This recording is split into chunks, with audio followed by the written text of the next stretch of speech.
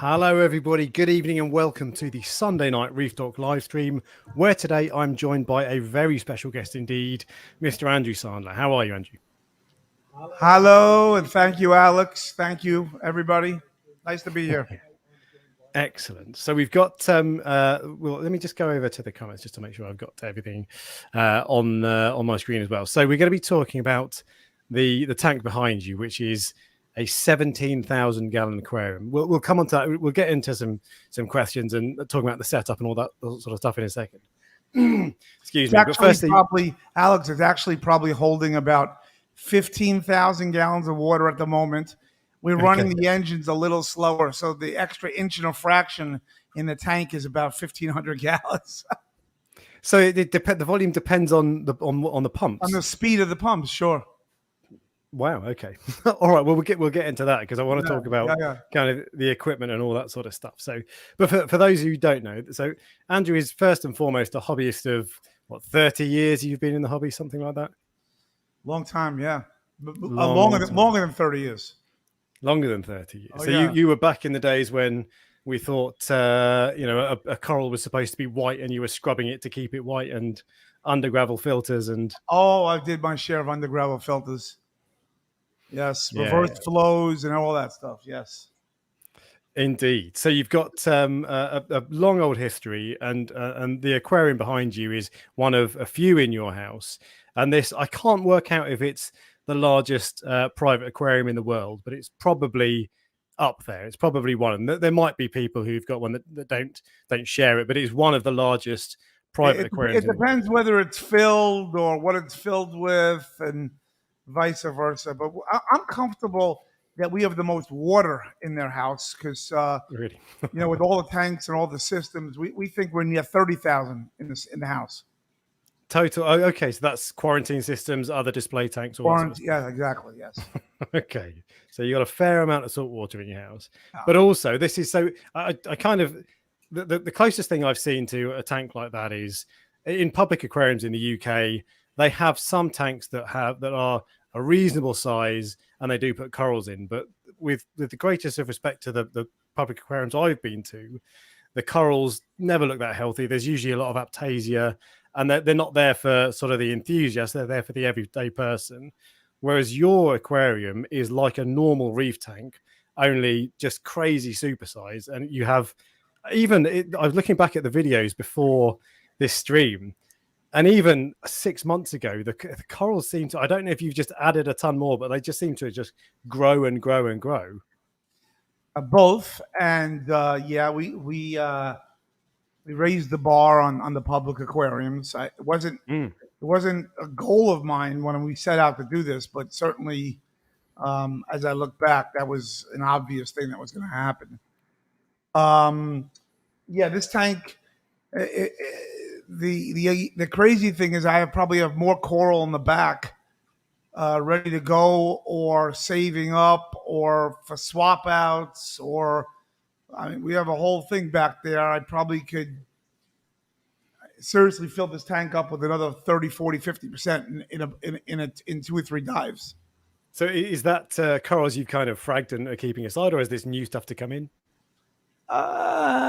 New stuff that we may save for the 2,500 or other systems that we're planning in the house. Stuff that we just haven't gotten to yet. Stuff that we rotated out. Stuff that we think maybe the the polyps are even too nice, and the butterflies might go after them. That kind of thing. Okay. But rather a lot of corals, and I can't. There's an aquarium in the UK that it's not the size of that, but it's that kind of scale, and it looks fantastic. It's got a ton of chromis and load of anemones, but the guy struggles to keep corals, whereas your corals just look like they would do in any reef tank or any well-run reef tank anyway. And the first thing that strikes me with this tank, I'm a coral guy. But man, you've got some fish in there. I don't suppose you even know how many fish you've actually got. Yeah, we kind of we this is a true story. Somewhere in the Amphius goby stage, which was obviously towards the end, and you're adding those gobies, wrasses, and we lost track in quarantine. and I asked Yeltsin like how many went in, and like he looked at me, and then after that we just stopped counting. But Rashid and I actually went species by species the other day. Other than I couldn't count the Amphius and the Wrasses and the Gobies, obviously, and we have a count. Other than I have to estimate those other three, but we're probably in the 4 to 550 range in that zip code. Okay, 500 fish in a home aquarium. So you've got a few, and the other thing that strikes me is the kind of fish you've got. So I can see a raw time butterfly that's just swam past. I think a conspic angel. There was a bandit angel as well. And so this means that you must not be able to keep LPS, right? Or do you? I would not attempt No. LPS in this tank. There are some things that you could get away with anemones if you stuff like if you cage them first and you get the clownfish in them to protect them. There are some things you can do. I don't know, things like Favia. There are some things you can do. But in general, if it's fleshy and it moves, it's probably not going to work in this tank. Do you know, actually, so that fleshy is the word, because I can see behind your right elbow, there's a chalice from the looks, quite a large chalice. Yeah, it's pretty interesting. You focused on the chalices because, Alex, the first few chalices we put in here, they were demolished. Oh, and really? It wasn't until the fish got bored of having 50 chalices that they just stopped picking on them. And even when I put a new chalice in, we actually see some bite marks for the first day or two, and then they leave it alone, and it regrows over. So chalice is one of those things that, like, I would say is on the border. Okay, but so hit and miss with those, but I'm getting a bit ahead of myself because the thing is, I see that tank and I've got a million questions. I want to ask them all at once, but so let's wind back then. So we know a little bit about your history, but how did you get to the point where you thought, I want a big tank, just a normal 10 or 12 foot isn't enough. I want to turn my house into an aquarium, basically.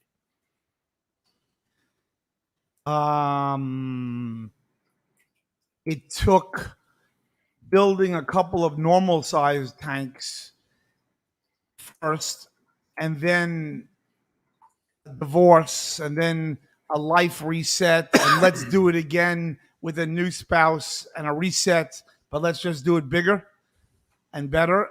And that's what it took. I would have never have been in this position had the order of events been different. Right. Okay. So you've got a very supportive wife. I was very supportive second wife. Yeah.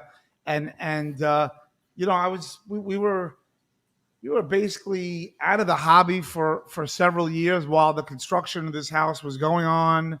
And I was just writing bills with no enjoyment.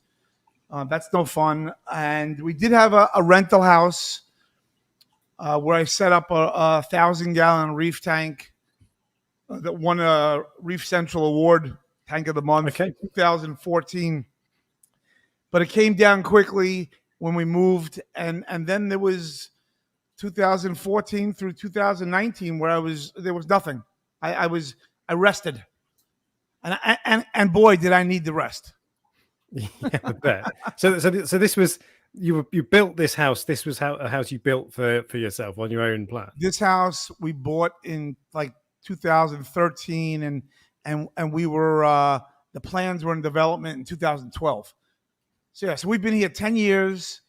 The coral though is only a year old, basically. So 10 years in this house, and the coral's only a year. Which is crazy given the growth you're getting already. But so 6 years to build, construct, and plan. Another couple of years of fish only, and here we are. Really? Okay. So you must have built your house around, or you must have at least planned this, obviously, when you were building. Yeah, we used the shell of the house. We demoed almost all the walls. We added extensions for the equipment, and then we actually made sub basements below grade 40, 50 feet below grade. We actually had to take the roof off the house to get the vats in and the sumps. So I Okay, was changing the roof anyway, so it was a good time to do it. okay, so you weren't messing around with this. Yeah, And you said for a couple of years you just had fish, and I've just set up a tank myself. It's 13 gallons, so it's not quite on the same level. Right. But I'm going through the ugly stage at the moment, just a couple of patches of diatoms. So with there are things that I think just must be a world apart. So how did you get through sort of the cycling and the algae stage and all this? How was it? I mean, honestly, I look at the videos now that I did during COVID, during that year. I'm embarrassed. I can't believe I was proud of the tank. I actually just did a video of a 2001, 2010 Space Odyssey with the monkey, and in the beginning, and then I went through the construction and the fill the tank, and then there was an ugly stage. And boy, I was proud of the tank back then, and I can't watch the videos now. Okay. Because it was just covered in algae and it was just brown muck, and I guess you get used to it, but we used to blow the rocks off all the time and just trying to accelerate that. But dry Marco rock, that's what happens. The ugly stage lasted quite a long time in this system. Also, probably because I killed the algae off once when we went hypo and did chloroquine in the display tank. So that sort of started over again, and then it just delayed the whole thing for another 6 months. Why did you go chloroquine? Did you have a disease outbreak? Yeah. When we opened the tank in November of 2019, I was hosting the high school reunion. It was my 30th high school reunion, and I had about 100 people over here, and the party planners were just like, you have to get life into this tank. We don't care what. So everything wasn't all quarantined. The quarantine wasn't even ready. So I gathered up some fish, and I knew, Alex, that in 30 days I was going to have a parasite outbreak and a bug. But I levied the tank with no amphius and no inverts, and sure enough, right around day 29, I started to see the scratching, the flashing, and all that stuff. And so we just chloroquine phosphated the whole display tank. And because I knew I could, and then we went hypo for a month, and it just delayed that November opening. In my opinion, the tank really opened again in February. Okay, I'm actually slightly surprised. I would have thought in that kind of water volume, it's still an enclosed space, so there's the parasites can reproduce. But I would have thought that's the sort of system that the fish are going to be quite relaxed, and if anything, I don't. When you gather 150, 200 fish in one night and you throw them together, there's bound to be something. Yeah. Okay. Fair enough. Now with these massive UVs and the ozone that's in the system now, I don't really need to worry about that much. But back then, sure. Okay, so and fish health is one of the things I wanted to talk about as well. Actually, do you know what? First, before I come on to that, so you're wearing the Polo Reef t-shirt, and you have a Polo Reef group on Facebook and all this sort of stuff. So that's what's that about? Tell me more about that. So people ask me about the name Polo first, so let me give you that. I actually live on Polo Drive, and we live across from the Polo Fields, hence the name of the street. So Polo Reef became very easy description. We actually have an LLC basically called that, and so we made this company up to deal with fish tank business. Now, what is fish tank business? It absolutely meant nothing. It was all coming out of my personal stuff. But late this year, we formed this company, and now sort of the goal, it's still morphing, but the goal is to gather subscribers, gather followers, teach and educate the industry, take people along the journey, promote some smiles. If I can help anything to the hobby in terms of technology or remedies, I'd love to do that. give back to marine sciences and schools and have some fun. And where else this goes, I have no idea, Alex. But that's sort of what we decided. Right, so it's more than just kind of more than a hobby. This is what you've set up your own company, and you've got sort of bigger plans. And you talked about sort of sharing knowledge and that sort of thing. Yep. And that's the one thing with your tank that I think is probably very different to most tanks, is that you would have invested a lot, and I don't mean in terms of money, or perhaps of money as well, but you would have invested a lot in sourcing these fish. So effort. Some of the fish you can't just go to your local fish shop and pick up another one, and so I'm guessing you've spent a bit of time thinking about nutrition and keeping the fish healthy. So what's the story with that? So we think about a lot of things from that to boy, wouldn't it be great if we can collect some eggs somehow and breed? I mean, just this morning. Well, no, that wasn't this morning when I got home. I got home this 11 o'clock. I saw crosshatch triggers breeding in the sand. Like, we have spawning every day here. So that's something I think about. We certainly have the facilities to do it if the right partner came along to help us out with the stews afterwards. Okay, and raising the livestock, and then in terms of like what else, fish behavior, Alex, like you mentioned, we play with all sorts of things. Like, I'm convinced I could increase and decrease the fish aggression by increasing and decreasing the ozone and the ORP of the tank. And I think I can change it again with some activated carbon. And I see these things, and I, other than seeing them, it's hard to prove. But certainly there would be a lot of science around it if you could, other than making observations. So what? Tell us about the observations then, because there's value in that. Well, I mean, look, it's not too unusual as you increase oxygen or oxidation, right?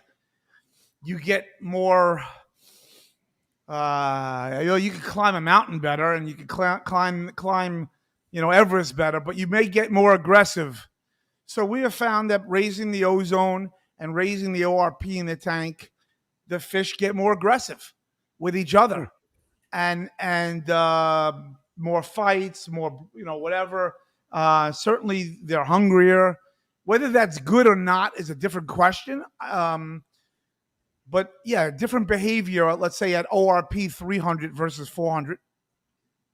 Really? So, as in more aggressive the higher the ORP or lower? Yes. And then I have stories about when we treated the tank with hydrogen peroxide during an ick outbreak, and just to let you know that lowers your ORP, even though you think it should raise it, it actually lowers it, which keeps the ozone on actually all day and all night, trying to get it back. And then you're redosing the peroxide, which is another oxidizer. And I've actually lost fish in that process from killing each other as opposed to the disease. I had one Sweet Lips actually beat the hell out of his best friend during that process. Wow. So it definitely, and I think we can even reverse some of it by when I change the carbon in the carbon reactor, I feel like it absorbs maybe some of the side effects of the ozone, and the fish get calmer. I can't be sure. I'm not sure how you would prove it, but these are the things we notice. Alex. Okay. Yeah. Hey, Alex, this is Rashid. Just to chime in really quick, just two points I want to add. We're going to start documenting some of this stuff, right? I mean, one of the things that Andrew first started off with was just having fun with the hobby and the fish, and obviously it was a large endeavor to go through 6 years of actually building this thing.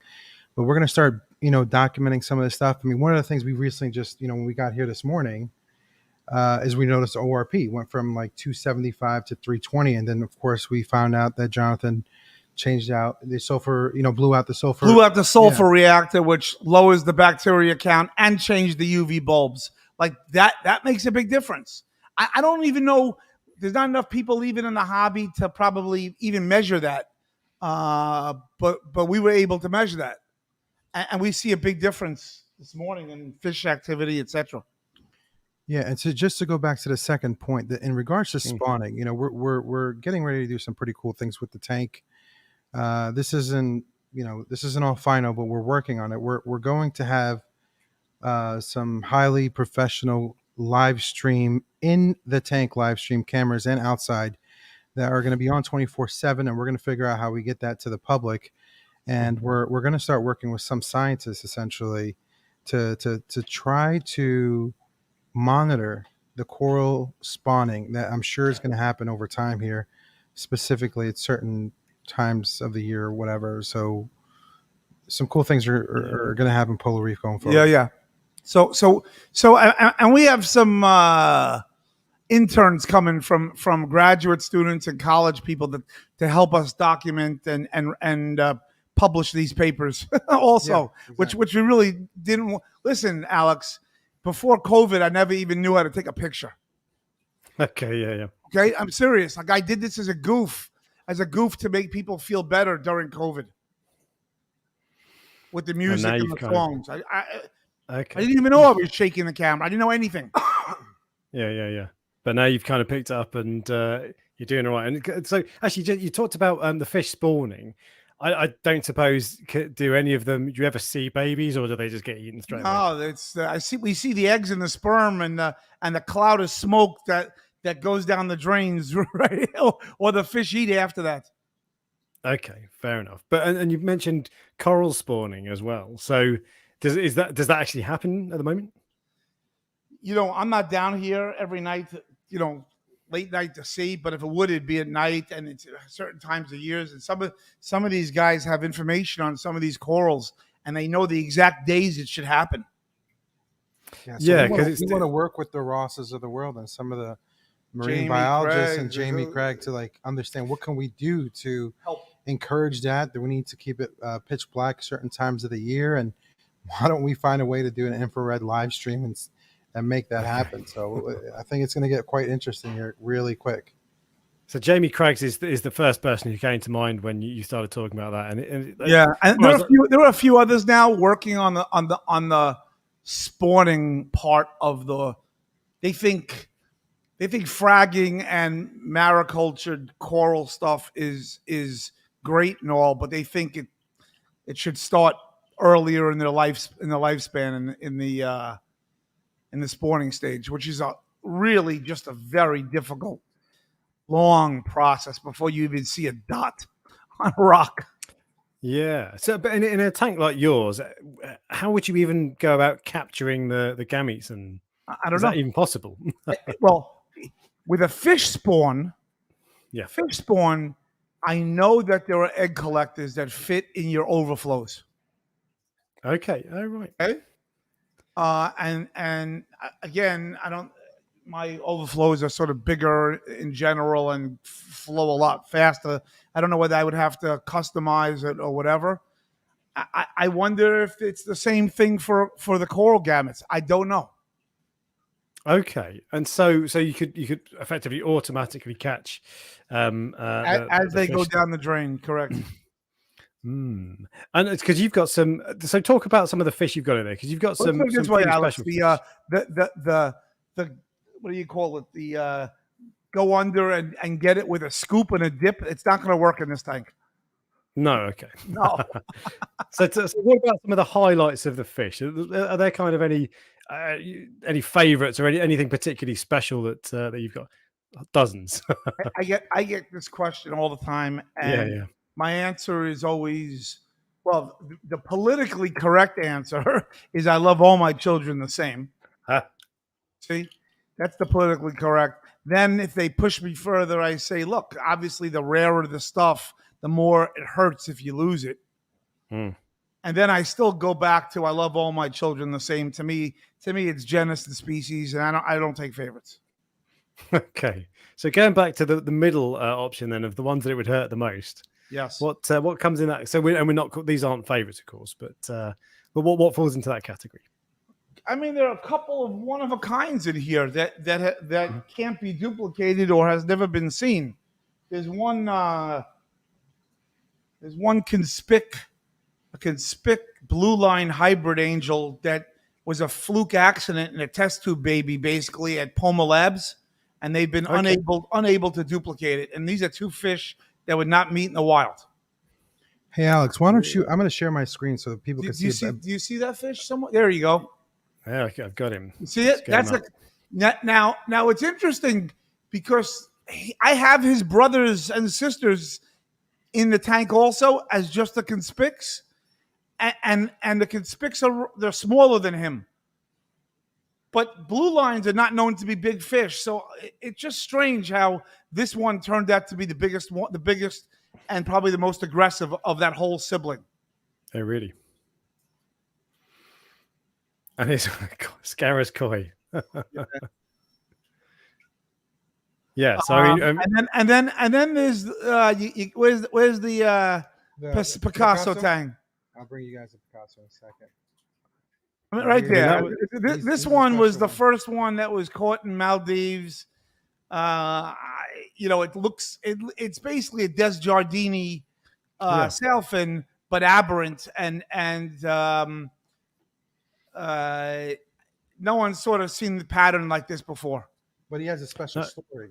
If you want to share that, the story where we almost lost him he got a bacterial infection in quarantine in the back, and everybody was pulling for him. We were giving him Cipro baths and injections, and he pulled through. Right. Okay. Because he looks a little bit like you've got another kind of koi-looking tang that looks like kind of a yellow tang, but with similar patterns, and he kind of looks like so the yellows and whites that were in this big display tank, I bought as Hawaiian white peabalds that actually turned yellow again and have then turned back partially white.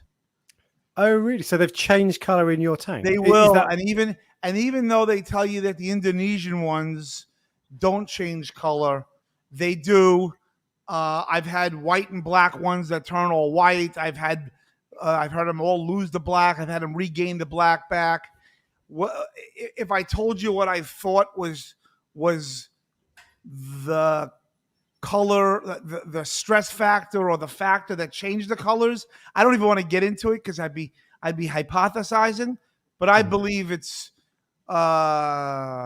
stress, carbon, that kind of thing.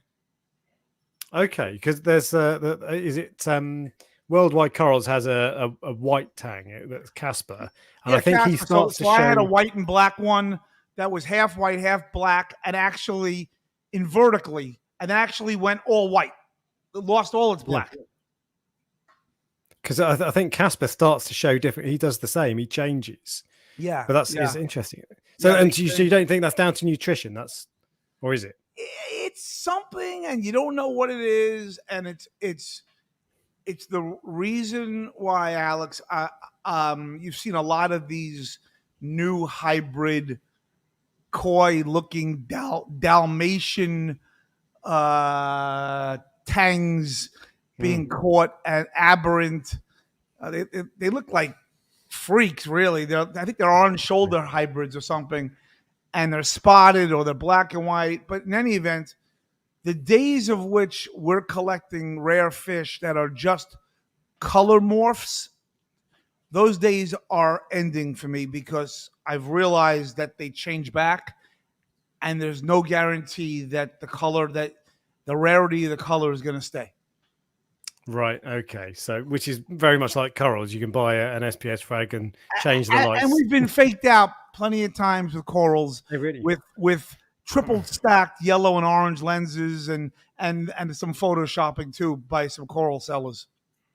Yeah. It's a shame, isn't it? But I'm just for 2 seconds, we've got Chelly or Kelly Carter Flores. Thank you very much for the super chat, and she says hit the like button. Okay, so you've got where do you go about sourcing your corals from, and have you got kind of a plan, or is it just kind of throw in as many as you can? So we had a plan in this tank particular, where we wanted to keep a large chunk of the tank, 70, 80, 90% of the tank, basically tank breakdown, larger colonies that came from fish tanks, not from the wild. And that's hard to do anyway, and ship colonies like this from the wild. They break and nobody's going to ship it. Most of the corals were brought here by car, by guys that went and did local, not even local, even different states, and drove the corals up here. And I paid for the whole breakdown and in one shot. So we did a lot of that. And you'd be surprised, Alex, how many breakdowns there were. What we got in the breakdowns were unbelievable.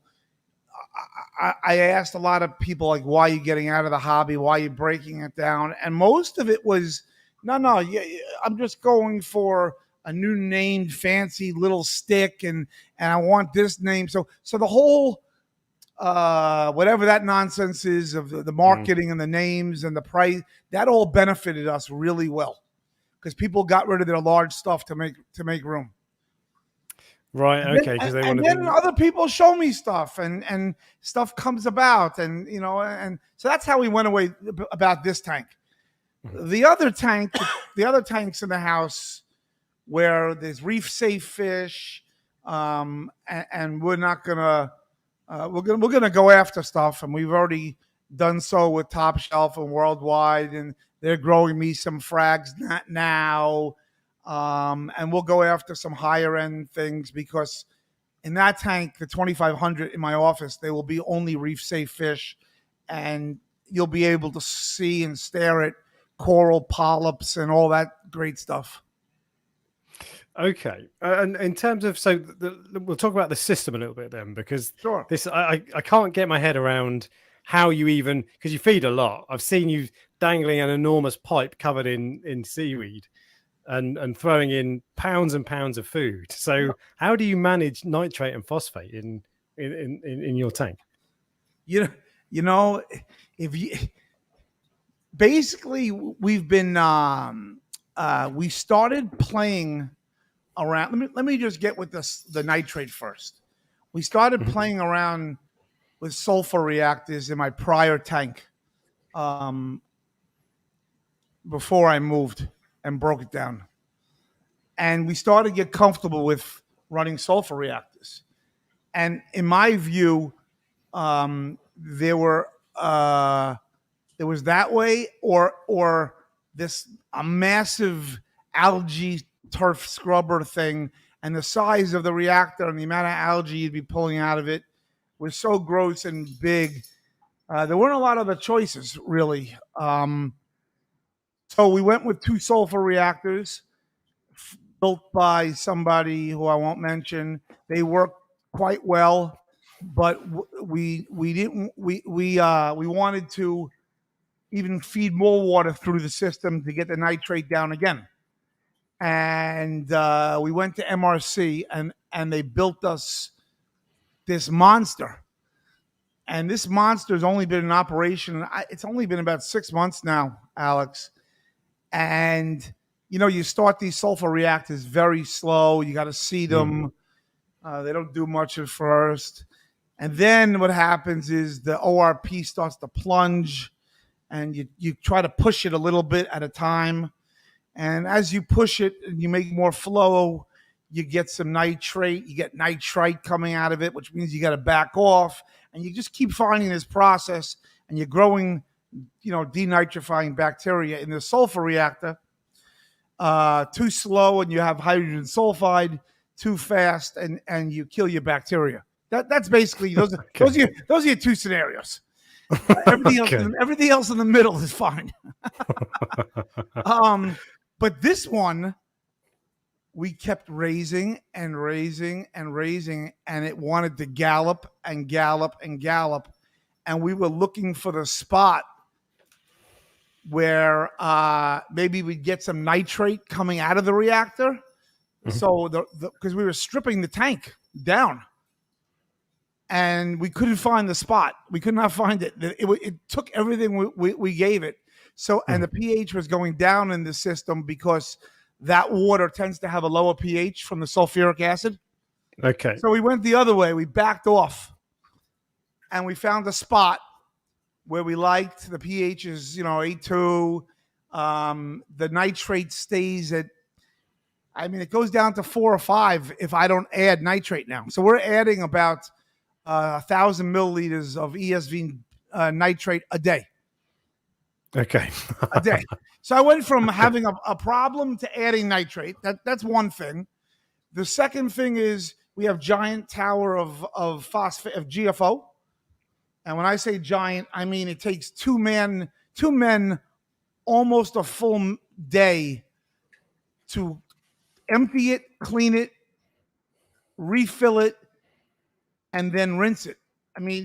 So we empty about 15 buckets of Roaphos into one reactor. Okay. In terms of the 5-gallon buckets, I think it's like 3 or 4 of the BRS high capacity 5-gallon buckets.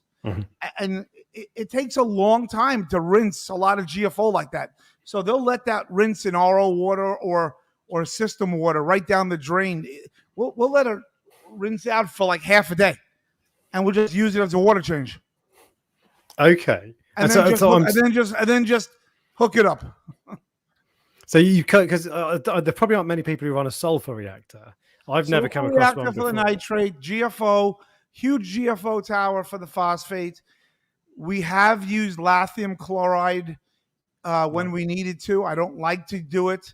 We have a process downstairs where it literally goes from one 5-micron sock into another 5-micron sock into 3 5-micron socks before it reaches the sump. But it's a slow process, and I still don't like to use it if I have to. What is that? Because lanthanum's going to build up and harm your corals? Why don't you not use it? If you're not careful, even if you do it through one 5-micron sock, no matter what happens, the tank clouds up a little bit. You get a little white haze. The more white haze, the more dangerous. So I just prefer not to have any haze in the tank. Okay, fair enough. That's a good enough reason. So I've used lanthanum before on a much smaller scale, of course, but it always makes me twitchy because you start to see it build up on ICP tests, and I think, well, it's probably not a good thing to have elevated. I've seen some tanks also flip and drop dead if it's not diluted well. Yeah, okay, fair enough. Tell about the fun fact, Andrew, that we have a huge calcium reactor that's barely been used. Oh, here's another fun fact for you guys. People say, well, what are you doing for dosing alkalinity, calcium, and all those things, right? So it turns out that the sulfur reactor has an aragonite chamber. Okay. To boost the pH afterwards. And it goes through the aragonite chamber. And apparently it's melting that aragonite gravel, and that's actually acting as my calcium reactor, because my calcium reactor has been set at 7.2. We have not needed it to go below 7 yet. Okay. It's kind of crazy. Yeah, but so it's not. It's doing the job, but not how you were expecting it to. Yeah, right, exactly. So do you dose anything, or is it just this aragonite media? It's we run 50 gallons of cork water through the day, which is the evaporation of the tank. So that's going throughout the day now. We have about 2,000 to 3,000 milliliters of the bionic alkalinity component only, part 1. That goes every hour. I think it pumps out like 125 mils. The calcium reactor, which is not below 7, it's just blowing at 7.2, and the sulfur reactor, which has that aragonite chamber, which we think is melting, because the pH of that water is below 7 coming out. Okay. And actually, so there's in the comments, there's Brian Schaff, who's the the CEO of Tropic Marine Centre, the Europe's largest importer of fish and corals. I don't know what their system's like, but in terms of volume, but it's big, and they used to use sulfur reactors. About what they were, 20,000 liters, and they were tricky. They are very efficient and very effective, but they clog and they need to. We blow. MRC made us a blow, which is basically a huge couple of bubbles that dislodge all the mum and bacteria, and so it doesn't clog, and you could readjust the ORP. You could actually lower the bacteria count. And we just shove that water down the drain while we do that. We blow it once a quarter. We blow it, and it makes a big difference. And it smells wonderful. And it smells wonderful while we do that. Well, speaking of smelling wonderful, I think I've seen on one of the video tours, like a 30-foot tall skimmer. You've got skimmers, right? 2 MRC, massive ones, yeah. One that runs ozone, one does not. Hold on, Rashid's going to get you a picture of them. Okay. That's the back of the tank. Rashid there? Yep, I'm going to share in 1 second. There's also, whilst we're waiting for that, a few people are asking about peppermint angels. Have you ever had a peppermint angel? I've had 3. I've had 4, maybe 4 or 5. Really? Total peppermint angels. I kept them all alive between 7, 8 years. One died sort of early. Every one that we autopsied, and we autopsied 3 of them, all had internal flora gut like nematodes. And really? so and so the key from now on, if someone brings those in, we're going to need to internally deworm them. And the problem is that those things are the worst eaters in the world, and like wouldn't take food or anything other than baby brine for a long time. So getting them to eat medicated food will be no easy task. Right. Okay. So very, very difficult. And I think we now have here are the skimmers. These are the skimmers. That's a brute trash can. Yeah, these are twin. Actually, the one on the left, the picture on the left or right, whatever you're looking at it, that's the sulfur reactor. And the other one is the skimmer, and then there's another one behind that. So we have twin skimmers, probably overbuilt. In fact, that one that you're looking at right now, that one does about 1/3 of the job of the one behind it, because the one behind it has the ozone on it too, and it just works better. Well, I'm just even looking at the size of the pipes you've got. They're 18 inches wide, 2 feet wide, those pipes. Yeah, and is that what's that for? Is that 9-10 inch PVC? Okay.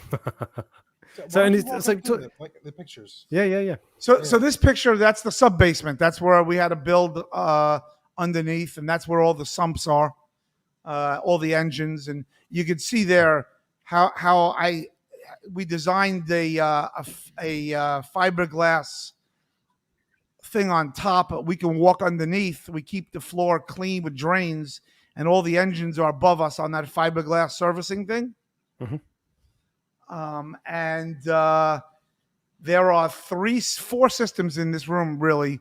One for my office, one for the big system, one for the Peppermint Angel and rare deep water cube system, and then really a water distribution system for all those tanks with those huge vats. Okay, it looks like you've got some computer control going on there. Yeah, we hired an industrial plant specialist that does water systems in plants. And he actually said this code has significantly more code than his water plants. So just don't drink that water so fast. Okay. But yeah, so there's a lot of automation. It's a PLC that basically monitors everything, sends us, besides alerts and texts, the redundancy is unbelievable. We can run this tank with water, with just 5 inches of water. God forbid if a tragedy or a leak happened, we can run this tank with fish, with the sand filter and the chiller and all those things. So we built the tank just like that. A flow slows down from one pump, it automatically shifts to another pump, et cetera, et cetera.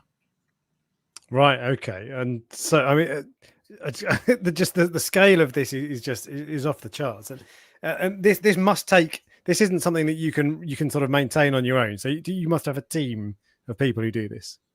Yeah, I would say like before there was coral and it was just a fish system. Mhm. I was able to do this with, let's say, myself and one other full-time person, and then maybe a service with help 1 or twice a week. We are now up to, I believe, 4 full-time people here, and still a team that comes twice a week to help. Okay. So, But the coral has just made it's just been a dramatic undertaking. yeah, Which we indeed. expected. We expected it. So Is this a sump we're looking at here? that's the sump to the big system. Along, you can see all the micro bubbles that come down. You're talking about what are we? 1,300 gallons per minute flowing through this sump. So it's all like 75,000 gallons an hour, and it even creates a foam head like a skimmer, you know. So we dam it. We dam it with carbon. You can see carbon in those crates. We dam it with live rock in with holes in it in a brute bucket, and so the micro bubbles calm down by the time it hits the main display. Okay, and what about flow then? Because is that how does flow work in this? I can't even get my head around it. The flow is let me just go through the diagram. Do you have the diagram in the computer somewhere? Yeah, I can pull it up for you. 1 second. Sorry, guys. Yeah, I mean, this is the closest we're gonna get to. Andrew, Oh, you don't have do you have a close shot or no? Not a big deal. Here. Okay. Here it is. I'll get it. There you go. Okay. It's close enough. So let's just start with the sump. The sump. It goes from the sump. Well, let's go from the tank. The tank, it drains down. It drains down to the sump. As it does that, all the water, most of the water, 700 gallons per minute, go through the UV, and then the sump, and then about 300 to 400 gallons of the water goes through the sand filter, and then once in a loop, and then it once goes back, and the sand filter goes through chillers, and they both go through chillers. We really only needed 1 or 2 chillers. We break it up into 5 just so there's redundancy in case one of the condensers breaks outside and so forth. But so from the sump, it goes back into the main system, or it goes through the skimmers again, and it just keeps going on loops. And then you can see that the reactors are doing the same thing. So how many engines do we have here? I'm just looking. 1, 2, 3, 4, 5, and there's 2 in the back. 6, 7. There's 7 engines. Some of that is reverse. Is the closed loop, but they're basically 7 of those pumps are like, or 6 of those 7 are 10 horsepowers. There's 5 horsepower pump. And that's what's creating the 1,300 gallon per minute total flow. And then we have a hydro wizard in the tank, which is one of those Panther Ray monsters. Yeah. It's capable of 50,000 gallons per hour. We're running at about half speed. And we will be adding more of that type of stuff in the future. We'll probably have to have it robotic arm, so it comes down and actually blows on the reef from the front glass and then retracts, because putting more power heads in the back, it doesn't do anything for the reef itself anymore. Right. So, but you do have, it's not just a closed loop. You do have actual power heads. Oh yeah, there's one. Yeah, you got a picture of it in the center, Rashid? The hydro? The hydro wizard. We don't have the hydro. You don't I was going to go to lighting next, and once you guys are done with this. Yeah, so there's a massive hydro wizard there. It's right below this, and it creates way big waves. You know, it moves a lot of water. Let's put it this way: when the divers go in to dive, we have to shut that thing off. Yeah. Okay. They get blown around a little bit. So that actually, that whilst we'll come on to lighting in just a second, I can see the pictures there, and it's crazy to see. But in terms of the one of the other things one of the other first things I thought about when I saw that tank is getting in there, and I have a tank that's grown out, and the corals grow so fast that it's actually a problem. But I can just reach in and snap a bit off. How is that? How do you deal with that challenge in that tank? Well, let's put it this way. The percentage of dives happening with females and smaller people are increasing versus big people. Okay? It's getting tight. And unless you know your way around and you're hopping around light, you can really break some corals and do some damage. Yeah. So that Rashid goes in there, and like we already have some epoxy marks on the inside of the acrylic from like just rubbing up against the thing. Like we're gonna need to buff the acrylic out. It's just stuff like that starts to happen. Okay. And do you? So I presume you don't just free dive. Do you have people dangling on chains or something to? Oh to yeah, stop them there's a hose with tanks on the outside. Okay. And we go through. All right. Somebody's diving in this tank. It used to be once every month, and then it used to be once every 2 weeks, and now it's at least once a week. And what we have to do is something falls on the sand and it's turned over, or a piece of coral breaks off because a parrotfish, broke the bond of the epoxy, or something like that happens. They fall.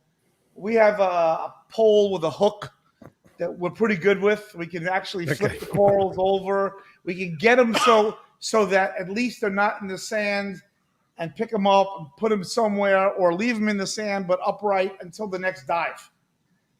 Okay. And actually, on that point, that's basically what we're doing. Yeah. Okay. But you've worked a system out for it, right? Alex, we envision later down the line. Obviously, corals. People have to remember we've only had corals for like a little over a year here. Okay, so these corals really haven't had a chance to really kick in and just absolutely flourish. But we envision like stocking up some of the 900-gallon drop-down tank and our 2,500-gallon with some of these corals, but mainly, we'll be creating frags that we're going to do on our giveaways. We have a plan for some of the growth. Let's just say that. Yeah. Yeah, I get you. Got to think of that. And what about in terms of cleanup crew? Then, do you have like football-sized snails, and what do you do for that? So we have football-sized snails, but believe it or not, the snails in this tank, we think they get picked off by the butterflies and the angels, or if they fall off, those guys go after them. So we're always cleaning up dead snail trail in the sand. But the real cleanup crew, there's probably 1,000 urchins in here. Yeah. Okay. So the long spine urchins, the diadema. Both the I don't know if there's really long ones. They're the Halloweens and the black pincushion mostly. Okay. Yeah. Okay. And we had, it's 300, 400 a time, and they do a lot of work. And the only thing we have to worry about is the bulldozer, but most of the stuff is so epoxied now that in this tank we don't worry about it. Yeah, okay. So my tuxedo urchin will spawn and just start smoking every now and then. Do you get that? Do you get that? Yeah, we get some smoking. Yeah. Okay. We get it. It actually lowers the ORP when they do that. Like it's interesting. Okay. And so let's talk about lighting then. We'll get. I think we'll get the picture up of these lights. So this is here we go. Let's bring this up now. So these are your lights. What's going on here?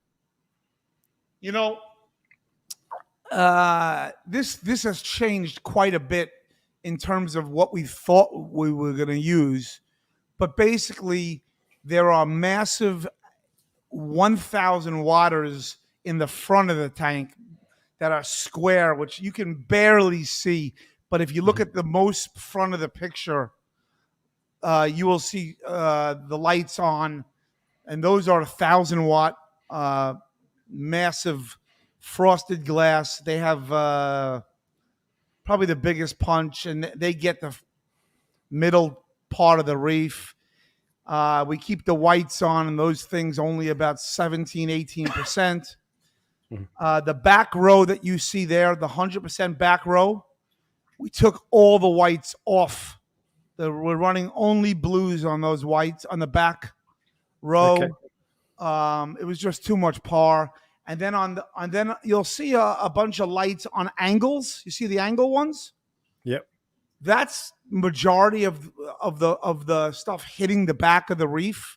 And because they're on angles, and because they're 20K chipsets, and because they're far away from the reef, we're able to run those 30-35% on the white channel, the rest 100% blue. And then you'll see a couple of select down channels, just straight down. And those we have to be careful of, because where the down meets and intersects with the other lights, we get extremely high par and crossover. So in those downs also, we have taken out the whites, and we're just running them blue. The straight And down. So you've obviously measured par. What kind of par? We have charts. We have, yeah, okay. I'll show you guys. I'd love to see a picture of me here doing this. Yeah. Can you see these? Can you see this? Yeah. 1 second. These are pictures of our dives where we measure the par with digital photo. Yep. And record what we're doing, blue only, different when we go down.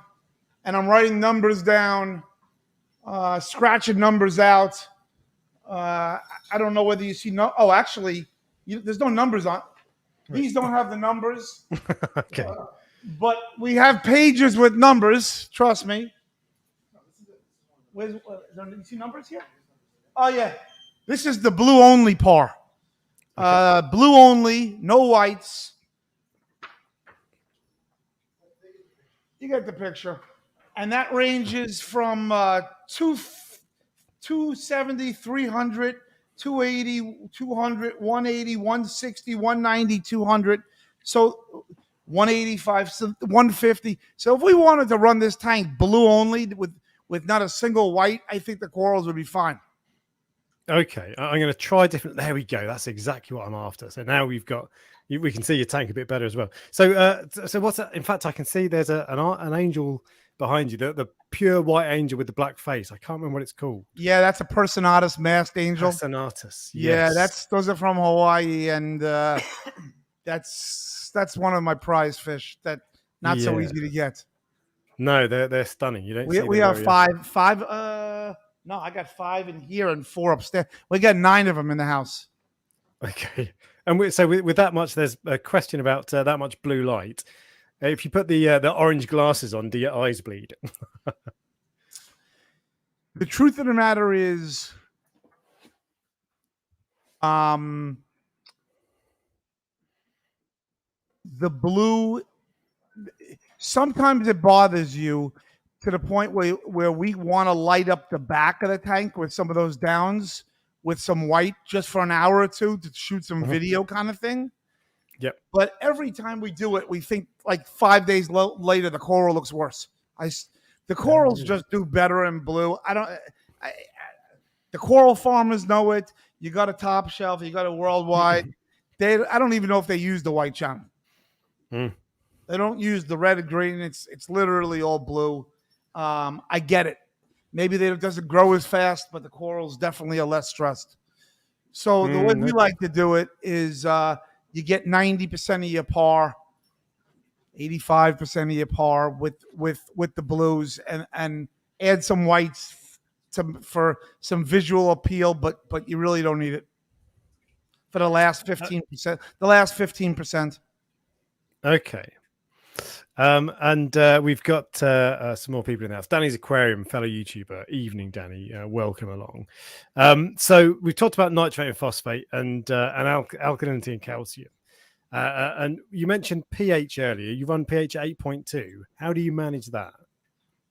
I think it's the Kalkwasser. Right, because 50 gallons of calc a day. Yeah. Now we made a change there also recently. We used to gravity feed it down to the sub basement, Yep. Okay. and we'd open up the valve at 7 o'clock at night, and we would think it would be gone by, let's say, midnight, 1 a.m. So it was only getting chunks of the night, and during that night, we would shut off the those hours. We'd actually would take off the alkalinity, be ionic, and what we started to notice was a slight pH variance and alkalinity bumps intraday. So now we got one of these industrial dosing pumps where I could run 100 gallons a day. There you go. There it is. There's the picture. So that's now running my cork washer on a 24-hour basis. And we think that was 0.2 increase in pH just from that. Really? So I can't see that, Rashid. Can you pull that up on the screen so I can share it? Right now. There you go. Here we go. Okay. There we go. Oh, wow. Yeah. It just So that's does a a lot. dosing It pump. just Yeah, does a that's lot a more very than Apex or something. It does, a couple 100 gallons a day.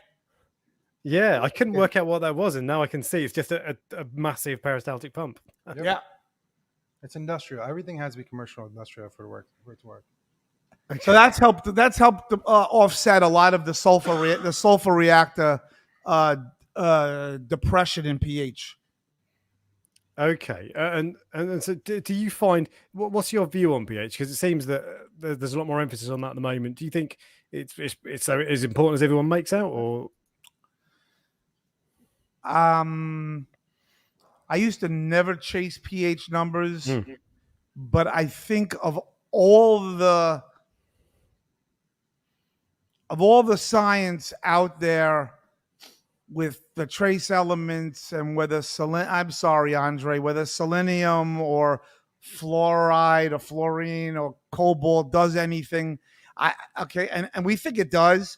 And keeping trace elements stable is really important. And I'm a moonshiner guy. We're sending in trace elements once a week.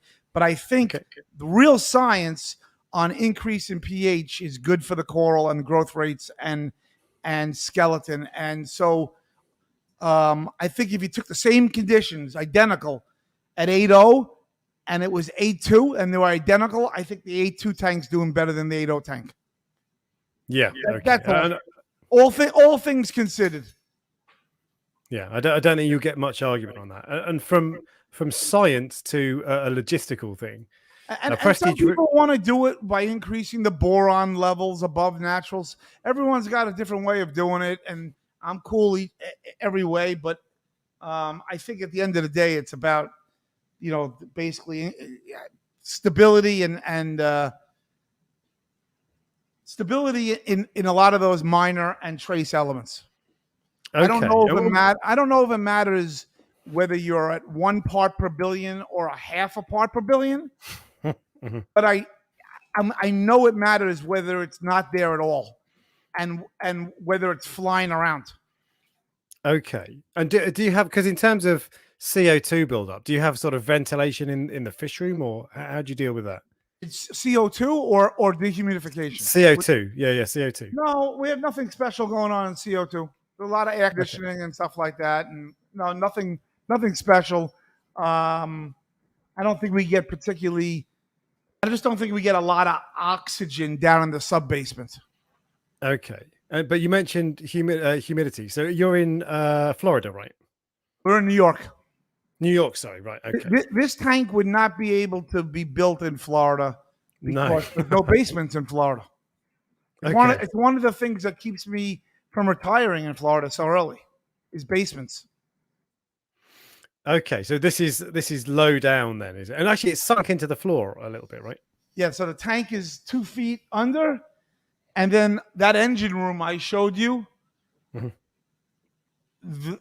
At the lowest point of that engine room, you're 40 feet below grade because of the sump. Wow. So that's what does the cooling, just being so low down. That room is interesting enough.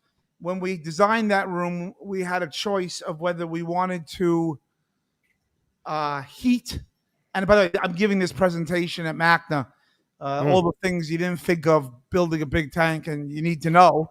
But, you know, you have a sub basement and it's winter time and you're in New York. It gets cold down there. Do you do something and heat the room, or do you heat the water, which heats the room? And we had to have engineers to look at that. And really what we chose was to heat the water because we thought being able to heat 10,000 gallons of RO water from 60 to 80 in 30 minutes was more important, just in case. You can heat it to that You much heard me. temperature You in- heard me. You heard me. Yes. Yeah. How would you do that? 10,000 gallons of RO from 60 to 80 in an hour. Okay. 1.3 million BTU of natural gas boilers do that. Wow. Okay. And that's for water changes. You do for water water changes. Correct. Okay. Very interesting. And that the temperature is, you know, mid 70s down there with the water. It's reasonably comfortably in the sub basement. Maybe it's mid 60s, you know, 72. So it worked. Heating the water was the right call. And presumably with that size volume of water, the temperature stays relatively stable. Yes. Okay, fair enough. What else was I going to ask you about? So some of the differences between, because I've not seen much equipment that I would expect to see in a normal tank, but things that but you've mentioned Rowaphos, so that's one of the things you use. So yeah, so let me just tell you some of the things we can't do the same way and have to do differently, and some of the ones we do the same. Like I told you, the GFO reactor and the carbon reactor I run is the same stuff that you guys run. It is just massive. Okay. Okay. The sulfur reactor, I would not put a sulfur reactor on a small system. I think you could really do some damage. So I think they work better in big systems like this. You know, that's a pretty advanced piece of equipment that I wouldn't just run silly-nilly without experience. And then it's the mechanical. Believe it or not, it's the mechanical filtration that's different in a tank like this that we can't do the same way as the hobbyist. And let me just give you some examples. You ever try to have some filter socks running at 1,300 gallons a minute, and they crash right down into the sump? They cannot hold up to the water pressure. And how many you would need? It would fill up and they just go right into the sump. There's nothing that would hold it.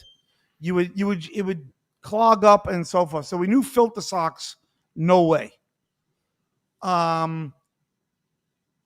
What we went for was a standard pool filter that does the sump in a pleated cartridge format, 4 pleated cartridges that we can run diatomaceous earth in if we want to.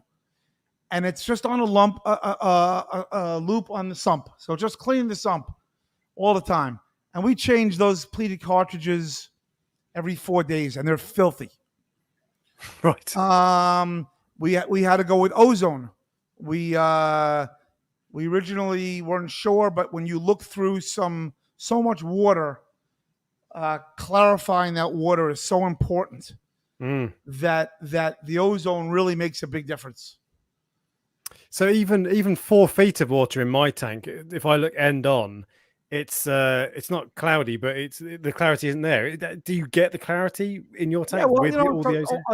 A third goes through the sand filter, which is they say it's sand filter, but it's not sand in there. It's plastic, it's glass inert media that needs to be backwashed once a week, like a pool filter.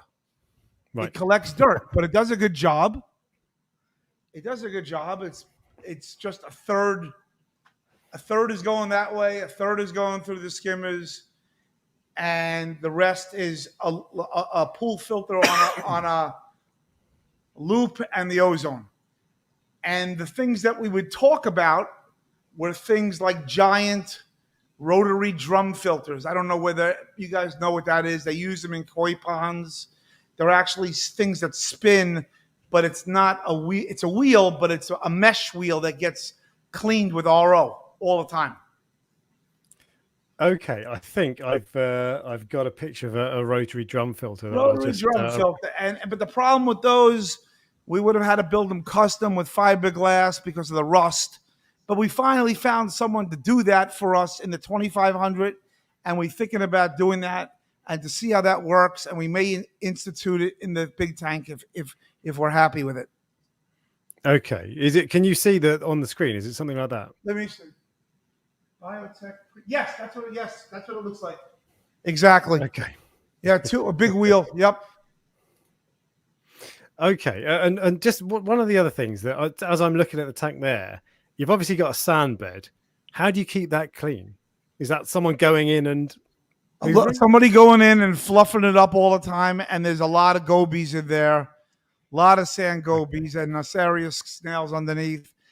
And when we think about long-term projects on the drawing board, we still think about pulling up and siphoning out 1/3 of the sand bed and replacing it every year and a half or so. And so it's time for the first 1/3 to get done. And we've been thinking about which pump we need and not grinding it and how much water we're going to take out at the same time. And whether, these are the things that you think about. And I don't know if vacuuming the sand would work. We may have to just pull it out at section by time and lay new bags in.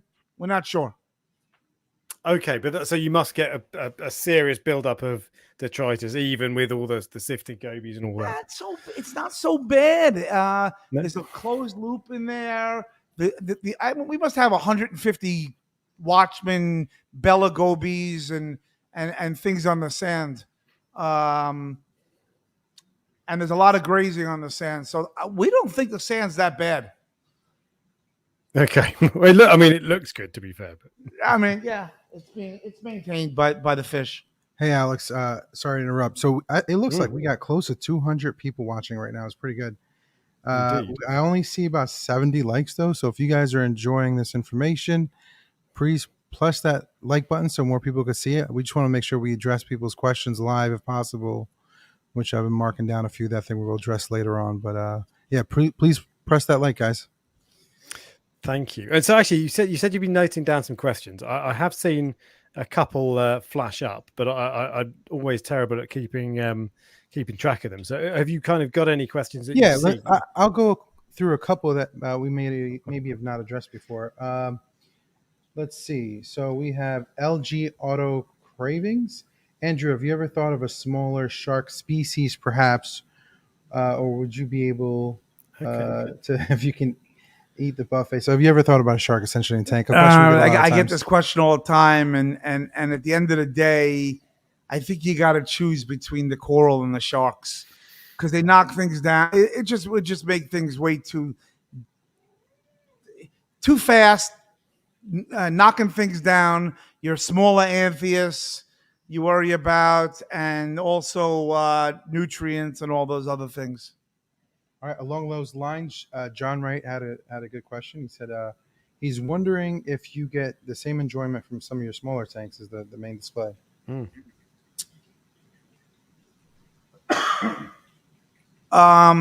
Yeah, we do, and we're making those smaller tanks bigger tanks, so I'm going to get more enjoyment.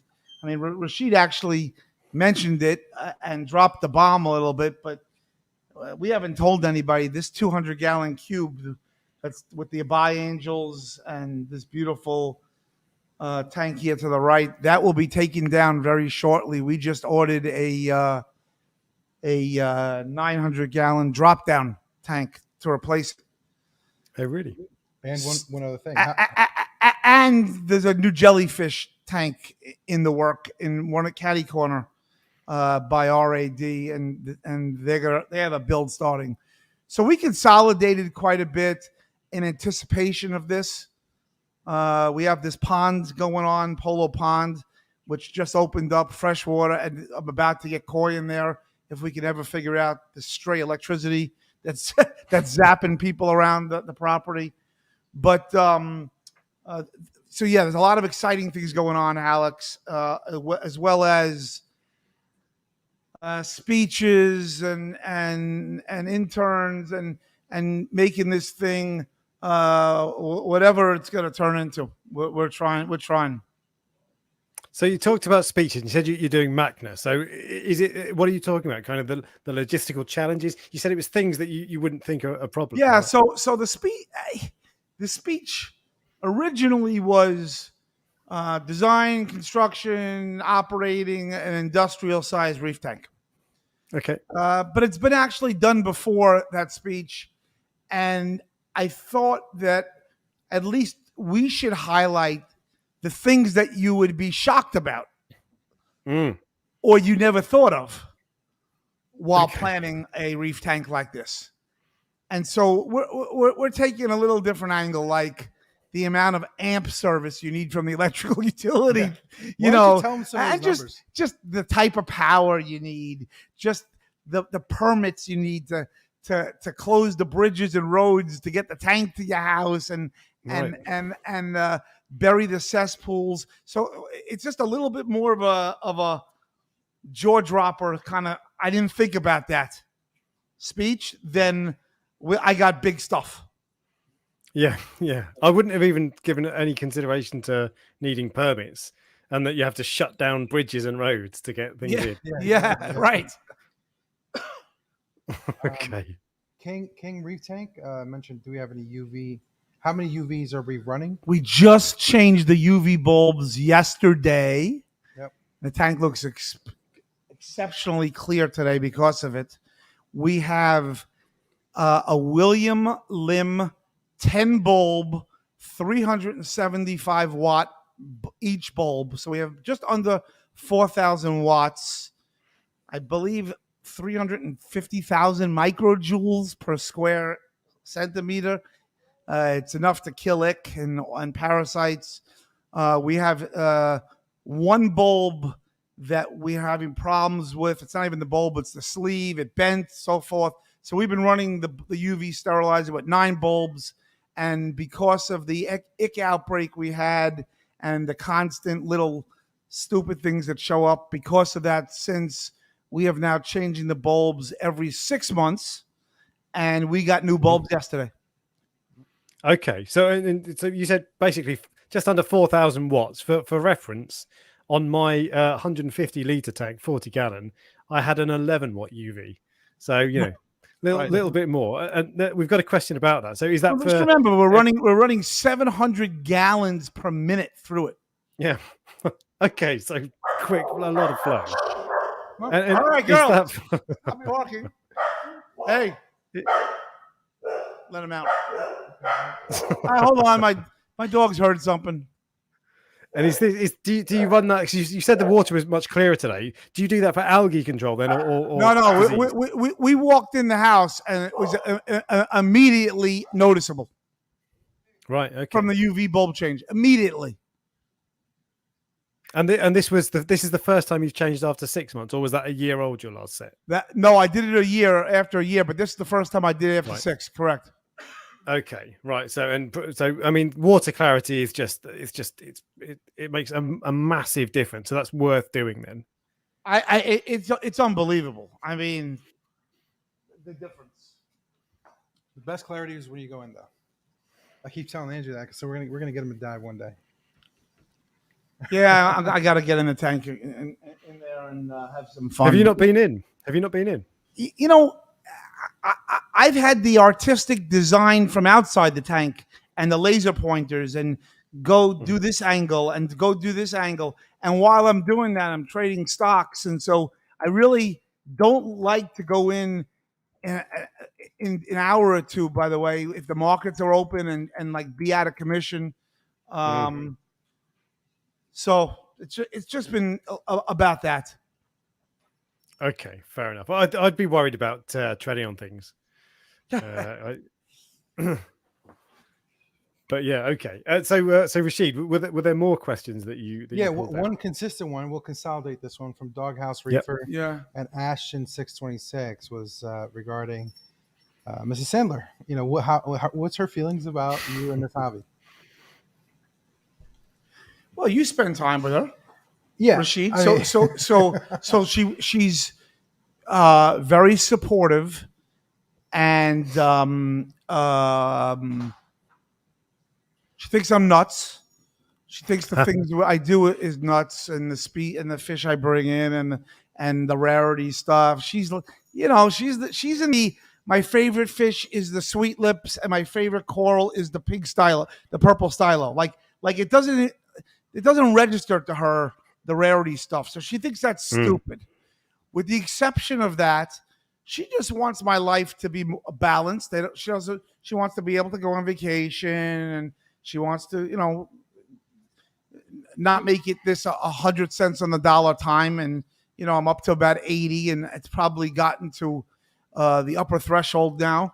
But other than that, she's been incredibly supportive, and she knew that I wasn't finished building my dream when I met her, and I had to continue with this thing, and that was part of what we built together. Yeah, okay.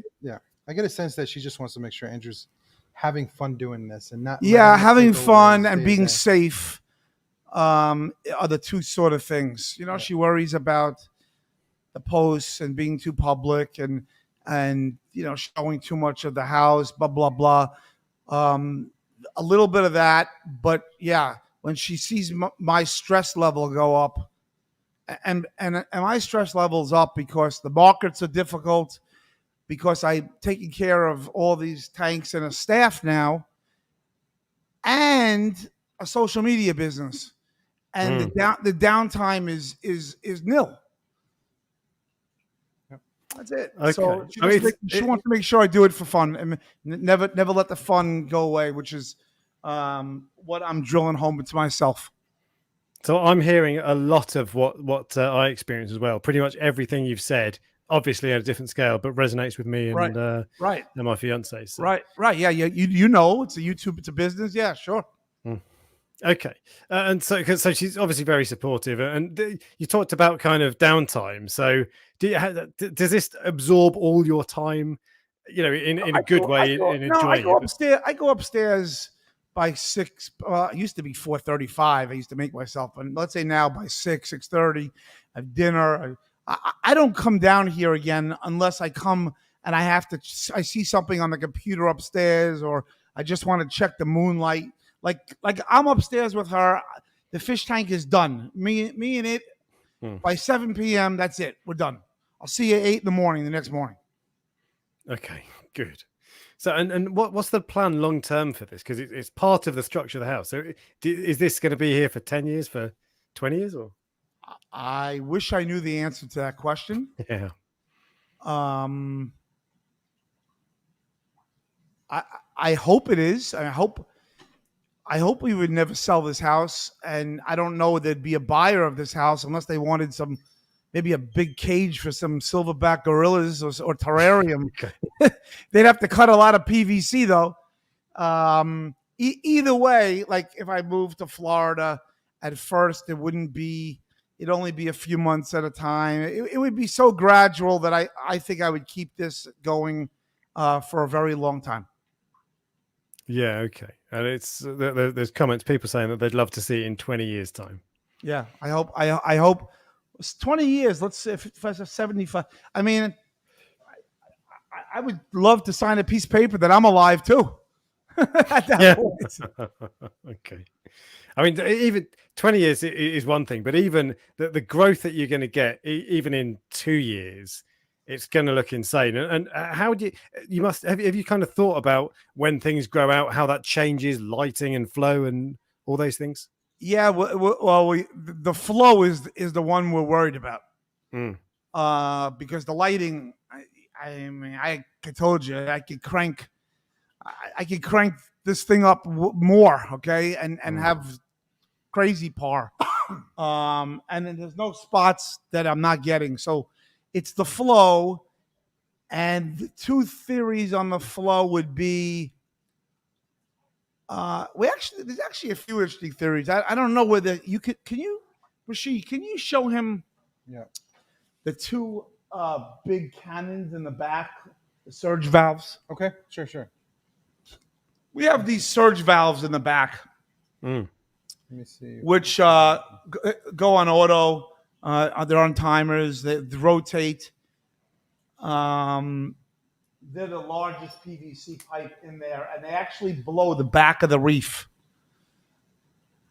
Yeah, I got this a top shot. Yeah, that's the top shot of it. hold But on, 1 okay. second. I think I can see it above your head. Is Yes, that you it right at could the top? see it above my head. So those surge valves take water from other parts of the system when they're on and reduce it, and then more water just comes out that way.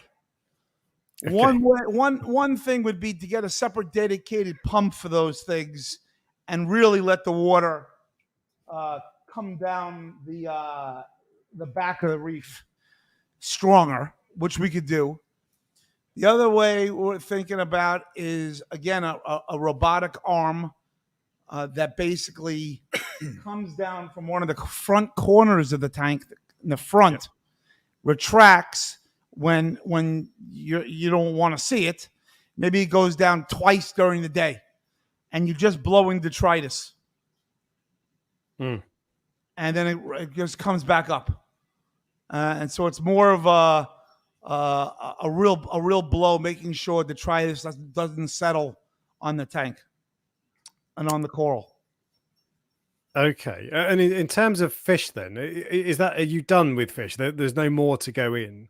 Do you have space or? There's always room. We have a school of some chromis in the back. I got a school of Bartlett Anthias in the back. We have some clownfish that are that need to go in, but we have some anemones I need to put them with, and that dive. Putting anemones in this tank with the large angels and butterflies is very challenging. You basically have to get the clowns in there first, hosting, and then put a cage over one of those crab cages over the anemone, so that the big scribbled angels and emperor angels don't carry the carpets off in their mouth, which they do. We've tried this before. So there are fish in the back left. I wanted to do it strategically, thoughtfully, and I wanted this UV bulb changed before I put any new fish in. That's I was waiting for also. Okay. So in the next 2 weeks, you'll probably see some more new fishing. Okay, so obviously you quarantine everything heavily, especially after. And now they're just sitting in there with no meds, just in Twilight Zone, waiting to go to Disney World. Yeah. Okay. But do you get you must still have some pests in there, even if it's not sort of diseases, aptasia, flatworms, those sorts of things. How do you deal with that in the big tank? Yeah, sure. We have found flatworms on some corals. Obviously, an egg or two gets through. Aptasia, I don't have an issue in the big system here because the butterflies really nail them. But in other tanks around the house that are connected to this system with no butterflies, we do get them. We're in the managing process. I don't know if I can eliminate it in a tank like this. One of the secrets with flatworms in particularly, if you take an RO bucket and blow them off the coral with RO water with some force, the flatworms come off and the fish eat them. Okay. But you need a big enough tank where you're not going to change the salinity. Like we use 100 gallons of RO here, it doesn't even make a dent. Yeah, okay. In the tank, so we blow the coral off. I think most of all these corals now have, if they're not epoxy, they're inspected from underneath or turned over. So we've been looking for eggs. We think we're at the worst of it, and now this is just about managing. It's like not a big deal anymore. I think it's always about managing for everyone, and I think the only scenario I can imagine when you wouldn't have something get through would be maybe a laboratory scenario like Jamie Craig's. But even then, I wonder if they still have issues because it's just you can't do it. I mean, if you're putting little pieces of sticks in your tank with a little disc, you're not going to miss anything. You're gonna see everything. Okay, but go for a colony like this. I'm looking at my hand like this. yeah. Okay, and they're tightly clustered acro. You know, you can miss an egg. It's very easy. Very easy to miss an egg. Okay. So talk about some of your other tanks, because you've got some other pretty sizable tanks. Are they kind of sort of biotope aquariums or species specific, or what? They started like that. They started Hawaii specific, or the one upstairs was Coral Sea. But you know, what now is this 2,500 gallon tank that needs to get done, and we're going to make that an unbelievable coral display in my office. We think we'll be busy with that. This 900 drop down, we'll be busy with doing coral, and there'll be coral tanks. They'll be all reef safe fish. Some of these rare fish that are that can go on the margin, and Rashid and I were talking about this, like, you know, these Abai angels and these narcosis angels that we have. They're not. They're 85% reef safe, but I've seen the narcosis, those dwarf angels. I've seen them eat some scoli. I've seen them taste it. Okay. Acan, forget it. So we're gonna have to make some decisions on where fish go and what we do with some things and display tanks. Yeah, and you know from this hobby that the bigger, that's one of them. That's the 200 that we will be breaking down and doing the 900 drop down. But there's some really rare fish in this tank. Yeah, and so the narcosis, I've never heard of a narcosis angel, but it's a dwarf angel from the looks of it. It's 2 Abai angels, and I have one in the back. So I have 3 of these 6 only collected ever. Okay. And then there's that huge Hawaiian deepwater amphias that you see in that cave right there. Is coming out right now. That's you can't get that anymore because Hawaii is closed. And so, you know, what you do in here is we'll have more issues with where we put the fish than the corals. Yeah, okay. I'm surprised you've got so many fleshy kind of LPS corals in there, actually, that aren't. Yeah, and you said that a couple do. The Abai angels aren't bad. They come from so down deep in Coral Sea that they probably never even seen a coral before. Yeah. And with the deep water fish, then, do you have to sort of adjust the lighting, or do they just adapt to brighter light? Either way, depends. But the real issue is the temperature of the water. So we keep these cube tanks about 3 degrees cooler than the main display. Okay, so that's still not that cool though. No, but it's cool. Like, if you were just doing it for the fish, I'd probably go down to 72. Yeah. But because there's coral in there, I have to settle 74, 75. Okay, fair enough. There's one of the rare narcosis angels right there. Yeah. He's not so behaved, reef safe, but yeah, there's the Hawaiian deep water. Right. Yeah. Okay. Yeah, these are extremely unusual fish. I've never seen. I've never even heard of the narcosis or the Abai. Elliot Lim keeps bidding me for it. He's got 2 other ones or 3 other ones, but they think it's all male, and I have the female. So he keeps wanting to buy it. Pimp him out. Yeah, pimp him out. Right, stud him out, stud her out. Exactly. Yeah. Brothel. Yeah. And there's comments coming in about clams. Have you ever thought of clam tank? Clownfish? Clams. Oh, yeah, the clam tank. You want? Okay, this is my kryptonite. This is the one failure that we've had here. Oh, really? It's attached to the main system, so I know it's not the water per se. Yep. We thought at first it was the lights. We used halides and radiums in a half shallow tank, and we were measuring par in the 600, six something.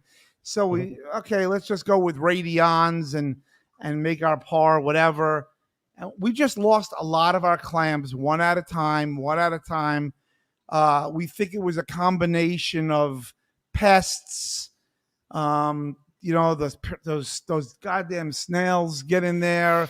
The aptasia get in the sand.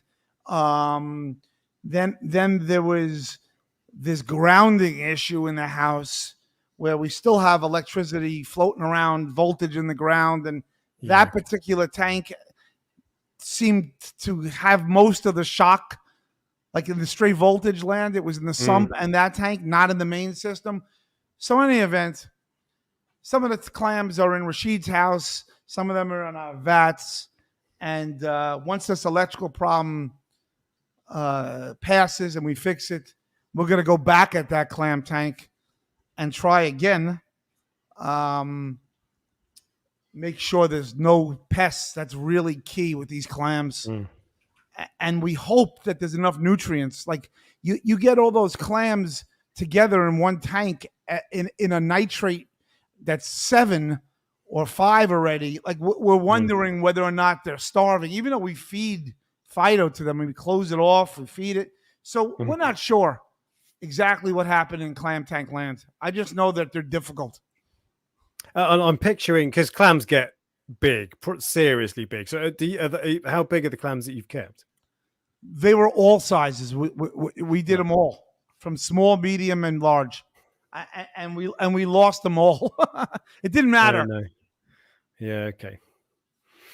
One of those things, but I guess everyone's got an Achilles heel, and clams are yours. We'll figure. Listen. If it's we can't keep clams because of the way the tank is designed, we'll make a carpet, anemone, and clownfish exhibit or something. Like I'm gonna make that an exhibit somehow. Yeah, they're the clams. Those are some of the corals right there that Rashid took from me because of the electric stuff. We actually broke some tanks down, so they're at Rashid's house. Ooh, I can't see those. Waiting for the 2,500. I'm sharing them right now. Yeah, brilliant. Yeah. There we go. Yeah, you see the clams there. They were in the system. Oh yeah. Is that a Durasa? No, that's not the rainbow. These are some meat corals, and you'll see the clams in a second. Yeah, there was one on the right. These are acanthophilias, right? Yep.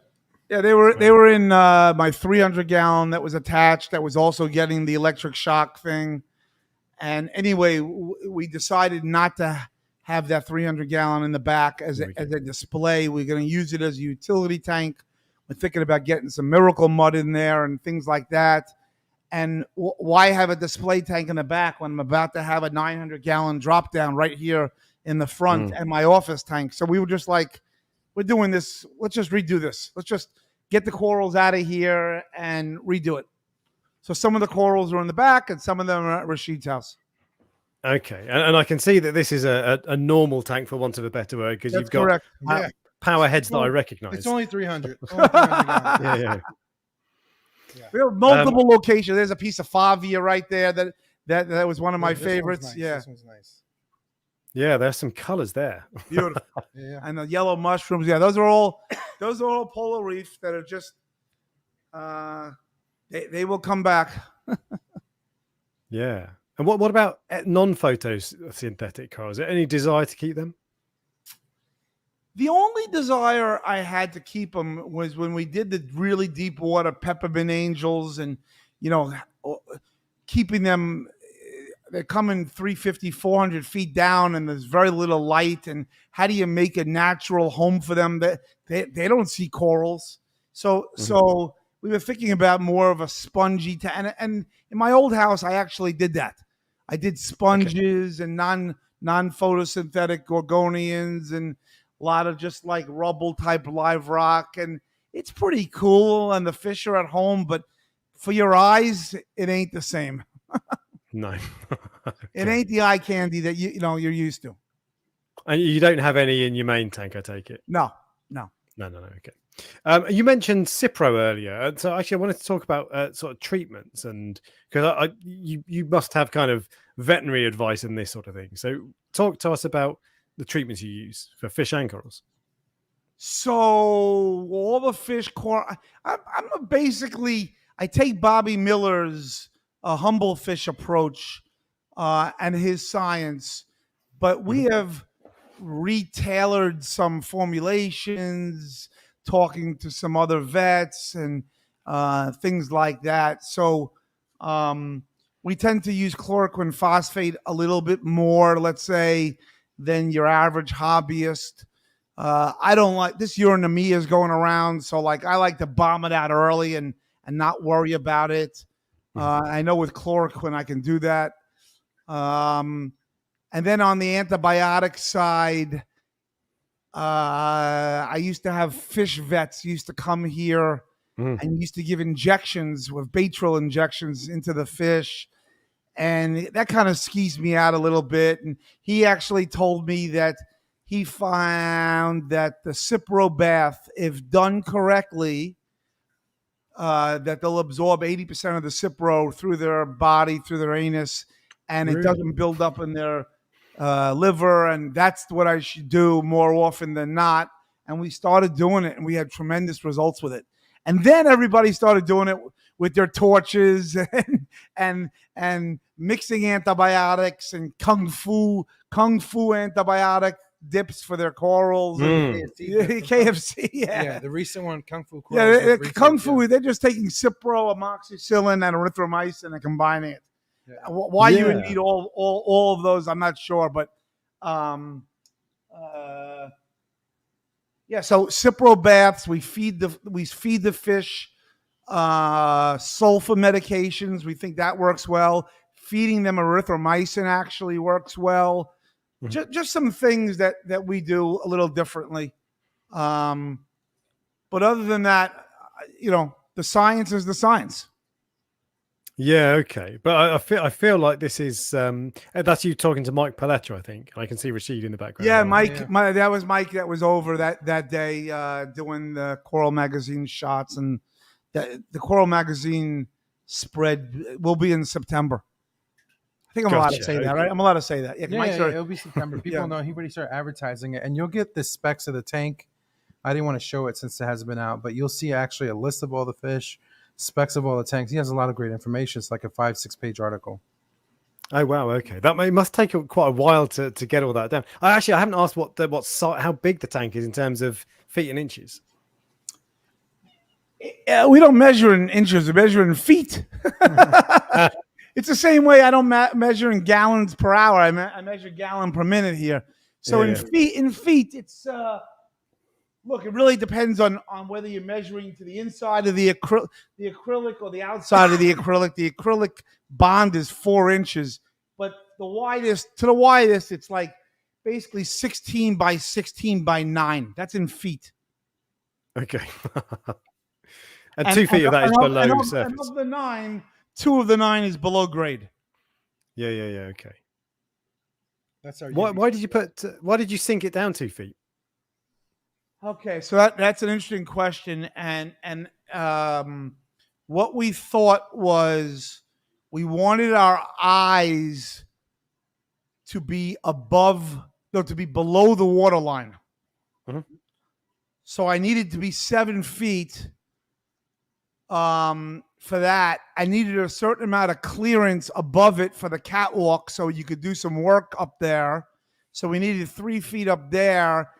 And then we just dropped the tank down a certain amount of feet, depending on what water volume we wanted. If we would have went 3 feet down instead of 2 feet down, we actually think we would have thrown off the center of the water column, and you would have seen fish too low. So it was sort of a calculated interpolation. Let's put it that way. Okay. There's a good shot, Alex, if you want to share. Yeah, you see, that's a good shot. Yeah. Oh, yeah. Hang on. Here we go. Okay, that does give you an idea of the scale. And this is the pipe coming down at the front corner that we're seeing. There's two front corner pipes like that, and they are viciously, probably the strongest pumps. and so the corals. We actually on the left-hand side, that island, some of the corals on the left-hand side, we had to keep changing out because they wouldn't stand for the constant flow, Right. pounding flow that you wouldn't see unless like Rashid goes in, the diver goes in, and you see the bubbles going up, and you see how it hits it. But so and then those big pipes in the back that we talked about, the surge valves, when they're on, they take some of the pressure off those big front corner ones. Yeah, you can see them better. Okay. Here. This next screen. Yeah. I see. Yeah. So the fish are huge. There's a right by the arrow. There's an angel. What's it called? The emperor angel. That must be bigger than your head, right? There's two of them, and they caught up to each other. One used to be bigger than the other. They're about the same now. Okay. And we've seen them spawn. Oh, really? Wow. Yeah. There's one big male scribbled. I wasn't sure whether I should give him a female mate or not, but that was a decision at one point. The emperor sound while they're feeding. Sometimes I'll be in there and feed. Oh, they're loud. They're grunters. Yeah. They're pretty spooky. Let's just say that. Okay, so you can hear that outside of the tank, just in the. Yes, you can. Yes, you can. Okay. Well, when I'm diving inside, I could hear like they literally come right by my ear, and I could. It's probably the loudest of all fish. So I've scuba dived before, and the first thing that hits you when you go below the surface is all the clicking and the noises. Yes. Do you get the same sort of thing with that? Yes, Same exact same thing. Yeah. Okay. I plug my ears just to be safe. That's really cool. And what about, so you've got a load of tangs and multiple fish of the same species. Do they kind of pair off, or do they have harem behavior? How do they do? Both. Occasionally, there's some fight, some play, some. They definitely, the butterflies pair off. Like the two wrought irons go off, the other two go, and they hate each. Two fight with the other two.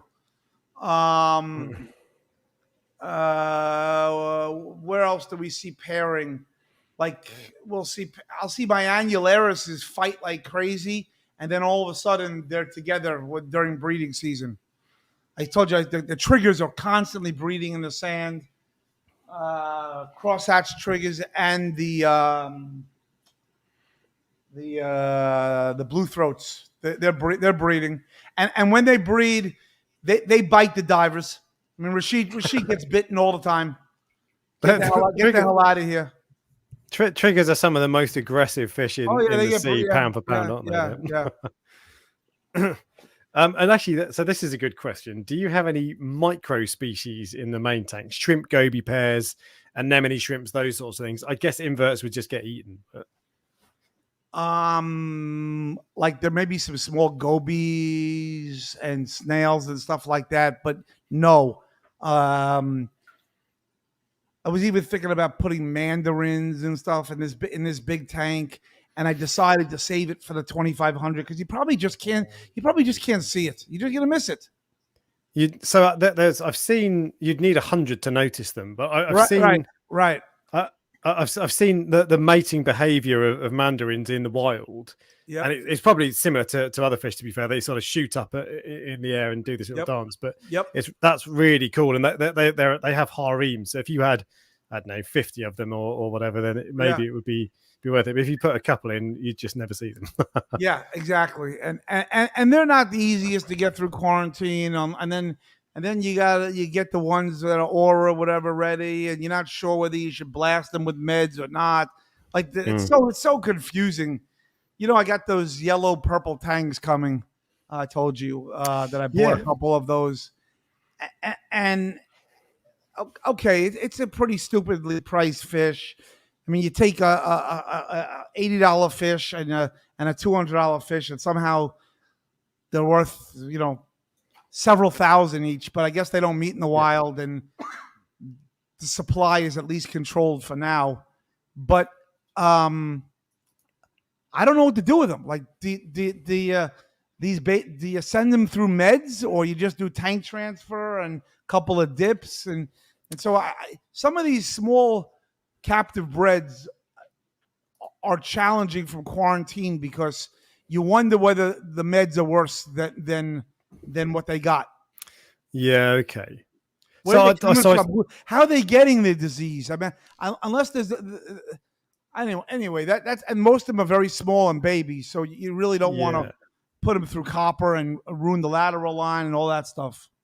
Right. Okay. So I saw a couple of these you would have seen before. There's two in the UK, and I saw them in the flesh, and they obviously they're juvenile, so they don't have their natural colours, and I can't work out if they're going to look like they have the body of a purple tang with the fins of a yellow tang, or how they're going to look if they'll just end up mottled and like a scopas. Have you any idea, inkling?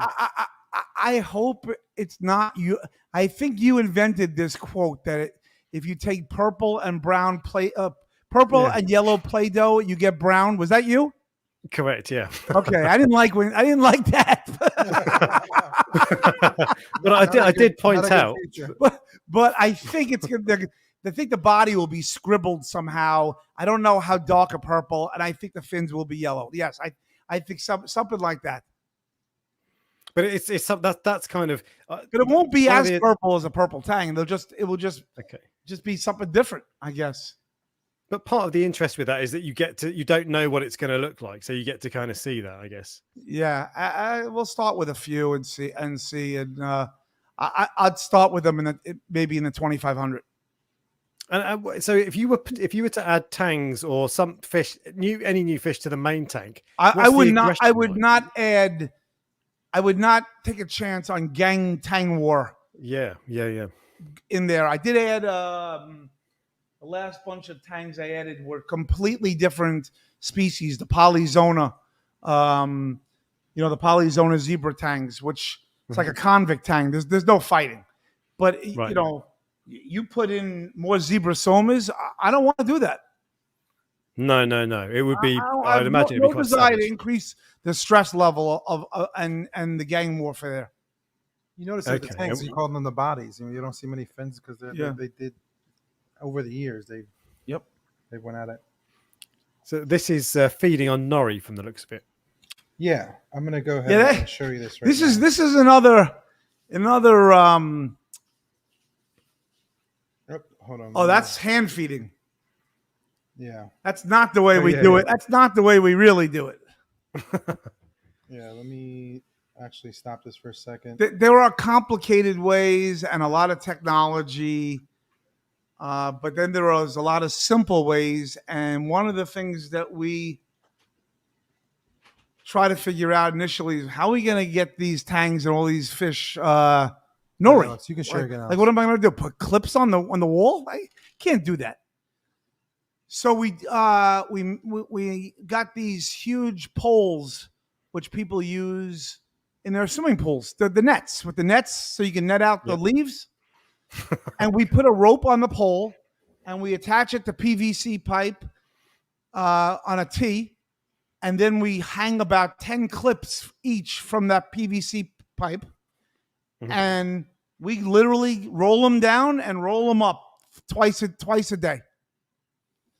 Put the seaweed in the clips and let the fish go at it and roll them up. And when we do medicate the food with antibiotics and stuff, I like to soak the seaweed. I think they get the most out of it than frozen, etc. So you soak the seaweed. Is that just as a matter of course, or if there's an issue, is it just you just do it all the time? I soak the seaweed in Celcon and vitamins anyway, a couple of times a week.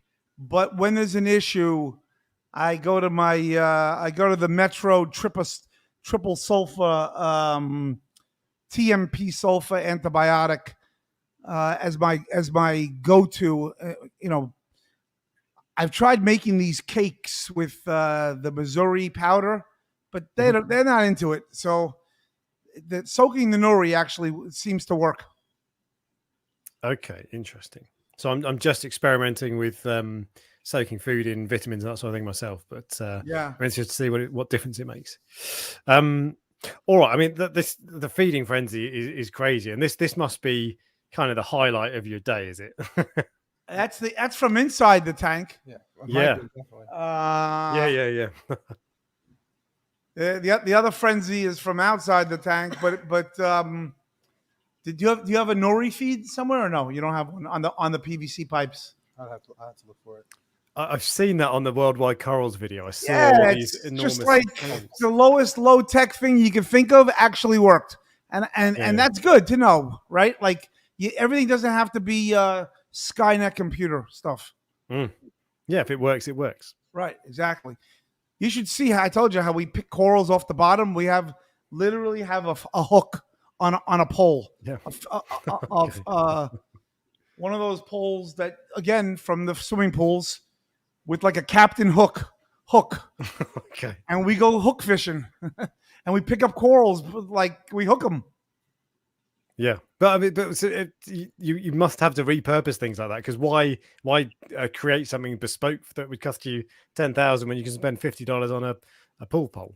Yeah, and you know, like what it's hard to place the corals back to where they belong once you get them on the hook. So we just put them in the back until the next dive and something like that. Okay. All right. So we've gone through my list of questions, and I've asked all of the things that I wanted to ask. I've seen questions about how many pounds of food a day you had, and I think someone was saying you had 5 pounds of frozen food. Is that right? Yeah, I think it's. I mean, it's probably 5 pounds with the weight of the water in it. But we defrost it in the morning. We mix. I mix everybody's food. I'm a Larry's fan. I'm a P. Mice's fan. I'm a Reef Frenzy. I love them all. I love you all. We even go to the local fish mart here, the fish market, and my chef chops up fresh clam and mussel, and we freeze that, and we defrost that, and we defrost it all at once, and we rinse it. It goes in a big jar, goes in the refrigerator, and that's the food for the day, for the whole house. And if we have to medicate, we do it separately. We take that food and then, medicate it. Yeah, this is actually a good question. Kyle Beaumont, like he asked, I don't think we ever intentionally added pods into the main display, but I'm pretty sure they got in there with. They're in there. Oh, the coral. We didn't have to. We didn't have to. Yeah. That's why we just didn't have to. Yeah. There's so many pods in there. You see it in the sump. I take the carbon bags out. So someone had a question. Spike Bose, you mentioned mutable mud. What are your thoughts? Miracle Mud? Yeah, I think okay. Miracle Mud. What are your thoughts on the system, benefits and drawbacks? Because I know we're considering that for the 300. Right? So, there is some anecdotal evidence. Anecdotal. I wouldn't even say it's very anecdotal. It's observation. You know the science in this industry is lacking. That if there's mud in a system, there's some sort of trace elements released or something like that. And some of the lateral line in tanks, that disease, the hole in the head goes away. The scars go away, et cetera, et cetera. We had some of that happen in the beginning, particularly when the ozone was going heavy and we were using very strong carbon from BRS, the ROX 0.8, which we don't use anymore. And we were using it in a pool filter and it was flying around. And now we're very calm in a reactor. So the damage that was done is done, and we don't think there's any new damage. But if there's a way of healing it better, I'm all for it. And so you need a utility tank that sort of runs through the system and has the surface area, and we have to figure out where the trays of mud are going to go and how do we pull it out and all that stuff. We may even make it a refugium. Growing some macroalgae in there, but that's what we're going to attempt to do. Okay. Trying to avoid the effects of ozone and carbon, which can take a toll on some fish. Okay. Okay. So Rashid, I think I've caught all the questions that I wanted to, but are there any that I've missed that you wanted to pull up whilst we're here? There's one.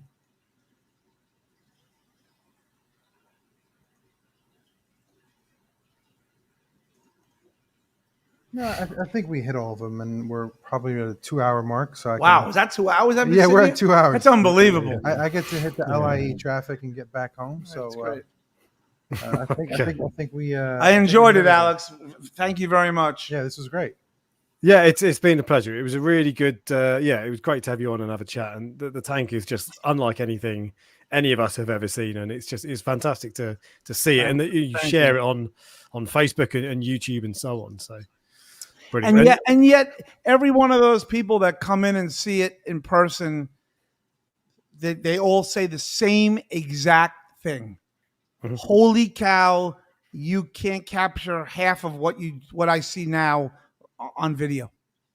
Yeah, I bet. Yeah. And I'm not sure why or how or whatever, but it is what it is.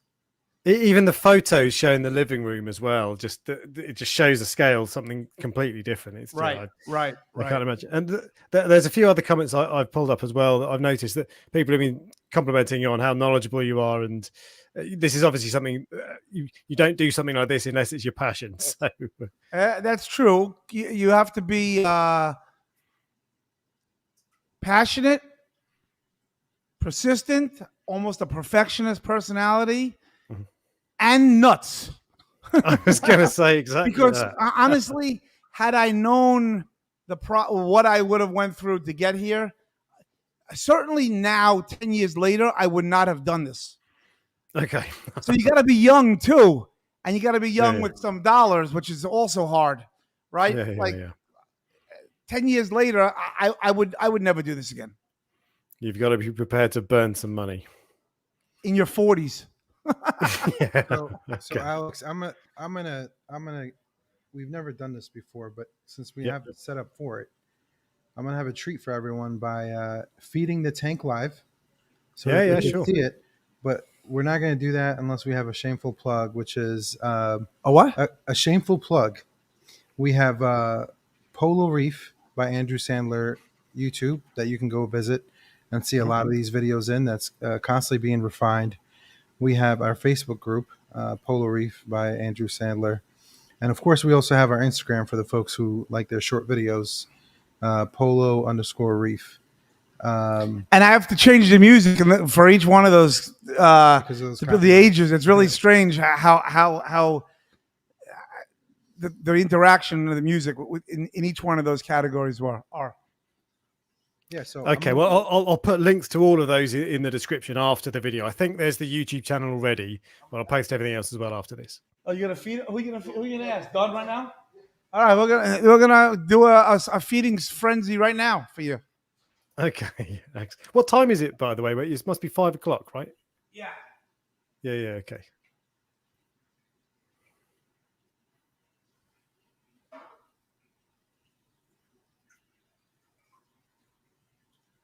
Quick thank you, by the way, to everybody for coming along as well. Good to have you all along here. Thank you very much. And Paul Lakeside Reefer says the Yankees won today as well. Always good for New York. Oh, actually, do you know what? Someone asked earlier if you sell the Polo Reef t-shirts. Okay, so as long as we're on that subject, the website, we need the website up and operational. So the store works, and it will be significantly more than T-shirts. There'll be hats, coffee mugs, stickers, sweatshirts, sweatpants, hoodies, half zippies, ... And all of the gross profit that we generate, my share of the gross profit, will be going to charity and philanthropy and reef conservation. And we're just waiting for the website and the giveaways. That's all. This should come together in the next month and a half, and that store will be operational. Excellent. Okay, really nice to hear. And I think it looks like the fish they know something's happening, right? They sense something.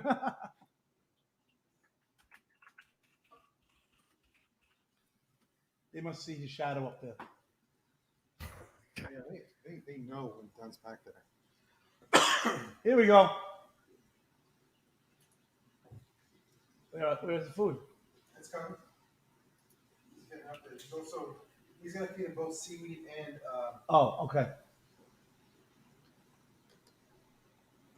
Here's some frozen. Yep, there it is. Yeah. Oh wow. Okay. Yeah, move over I'm gonna to the move. side, Andrew. There you go.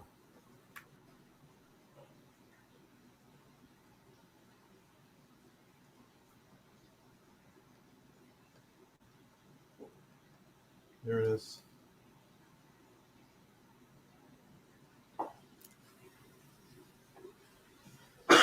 He's gonna put the. He's gonna drop the seaweed in there shortly, Alex. Yeah. Yeah. Yeah. Okay.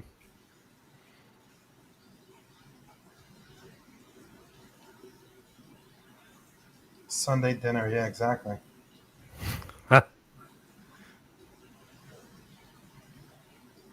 Well, Alex, if you're ever in the New York area, you're gonna have to come visit and see this finally live. That would be quite something. My fiance has been pestering me to go to New York for a while, so maybe I should give her what she wants. Amazing during Christmas time. Yeah, I bet it is.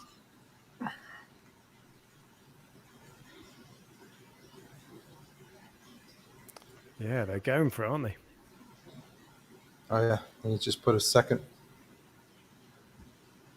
And just so you know, we strategically put the food in some of that top front corner, so it blows down to the gobies and it blows down to the tilefish that live down at the bottom. Yeah, otherwise they'll probably knock it all out in like a minute.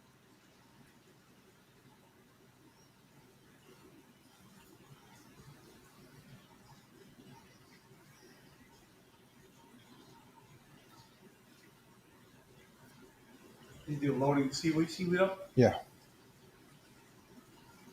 Does the tank make noise in the main room? The 200-gallon cube is 5 times as. I got to get one of those noise reduction things for the overflow. It's 5 times as noisy, this little tank.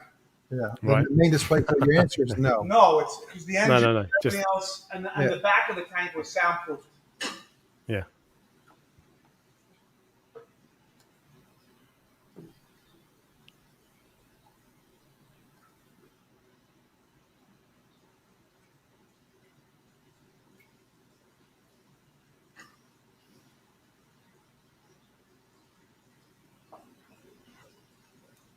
All right. Seaweed should come down very soon.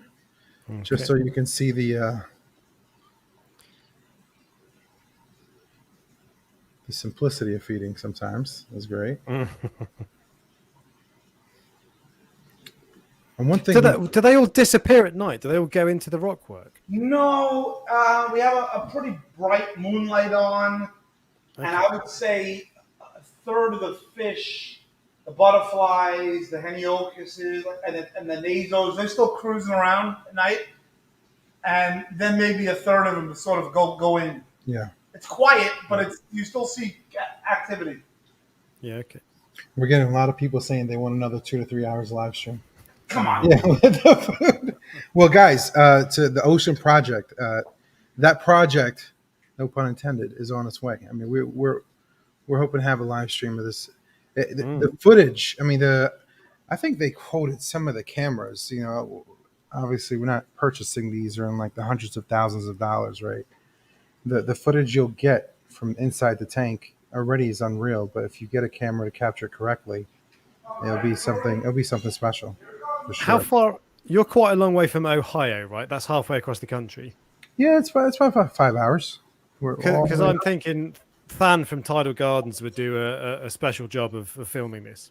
Well, I don't know. He'll be here shortly. We have Than booked. Excellent! Than will be here the week after Macna. So we spoke to Than. He was the first we spoke to because we knew we always appreciated his videos. Yeah. You know, so I talk to Than on a regular basis, and yes, he'll be here shooting this tank very soon. Excellent. Well, here's the low tech feeding pole pipe. Yeah. There it is. Yes. He puts another one in. We'll have two in there in a second. And Alex, our StreamYard showing the video perfectly 1080p, but it looks like the actual YouTube probably needs a little bit of process time. It's yeah, it might get better. So it's 1080p the stream, but it might get better later. But it's got to go through internet connection, so got it. Yep. Might be reduced a little bit. All right. So guys, come back and watch this. Yeah. I'll put timestamps in the description as well, so you can see. You can just scan through to whichever point on the stream. But yeah, that'd be great.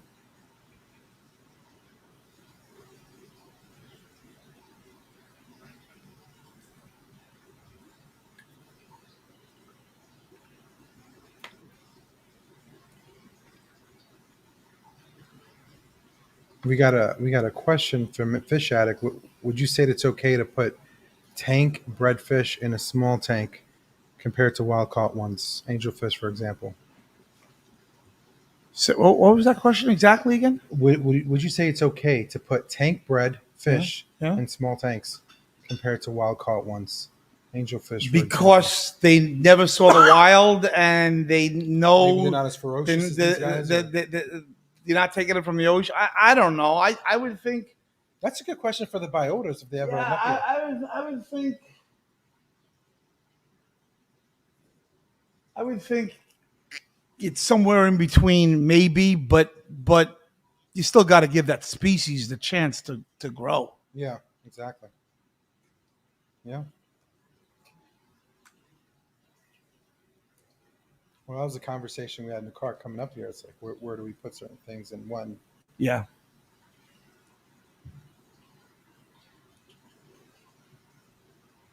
So the tank is getting a little bit bluer now, right? We had some light shifts over 2 hours. So. Yeah, 5.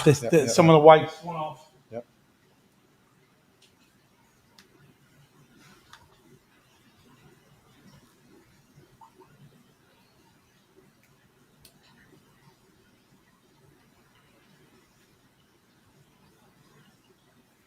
Because there's so much food, it doesn't seem that there's any real, any aggression there. Everyone just seems like we're all going to get some. It's okay. We don't need to fight. And usually there's a second one of these things coming down. On the other side, yep. On the other side. I don't know whether he's loading it up or it's just not coming today, but whatever. These guys get fed really well, Alex. I mean, we're talking 5 times a day. Yeah. Your average hobbyist doesn't do that. They're feeding once or twice a day. I know some folks will feed on a regular basis, kind of worldwide coral kind of methodology. And then because of that, with the increased pH and good quality water, and I think someone mentioned something about water changes earlier, there's constant water changes to buffer out any toxins in here. There's so much eating and pooping for the corals. So like I'm telling you, this you guys got to follow this tank. It's going to be something special. I'm not saying that just to get more folks to subscribe or look at our. It's like to see this every day is quite inspirational for sure. Well, the Facebook page and the YouTube channel are now linked in the description of the video, and there are some cracking videos, proper high definition videos in there. So they're well worth checking out. And you will see a lot more of that in the months of September and October. I mean, that was one of my main roles, but then my roles, Alex, became, like making sure we have a proper coral care process and fine tuning the lab and creating the website and creating syllabuses for FAU. But we're going to get you some high quality, footage here of the tank inside and outside and all around. So just stay tuned with us. We're going to make sure we get some good stuff out there for you guys. Well, I'll really look forward to the Tidal Gardens video. That would be fantastic. Yeah, he'll be here, and we have to work on our MACDA presentation. But I probably gave you like half of it just talking about it, like off the cuff. Yeah.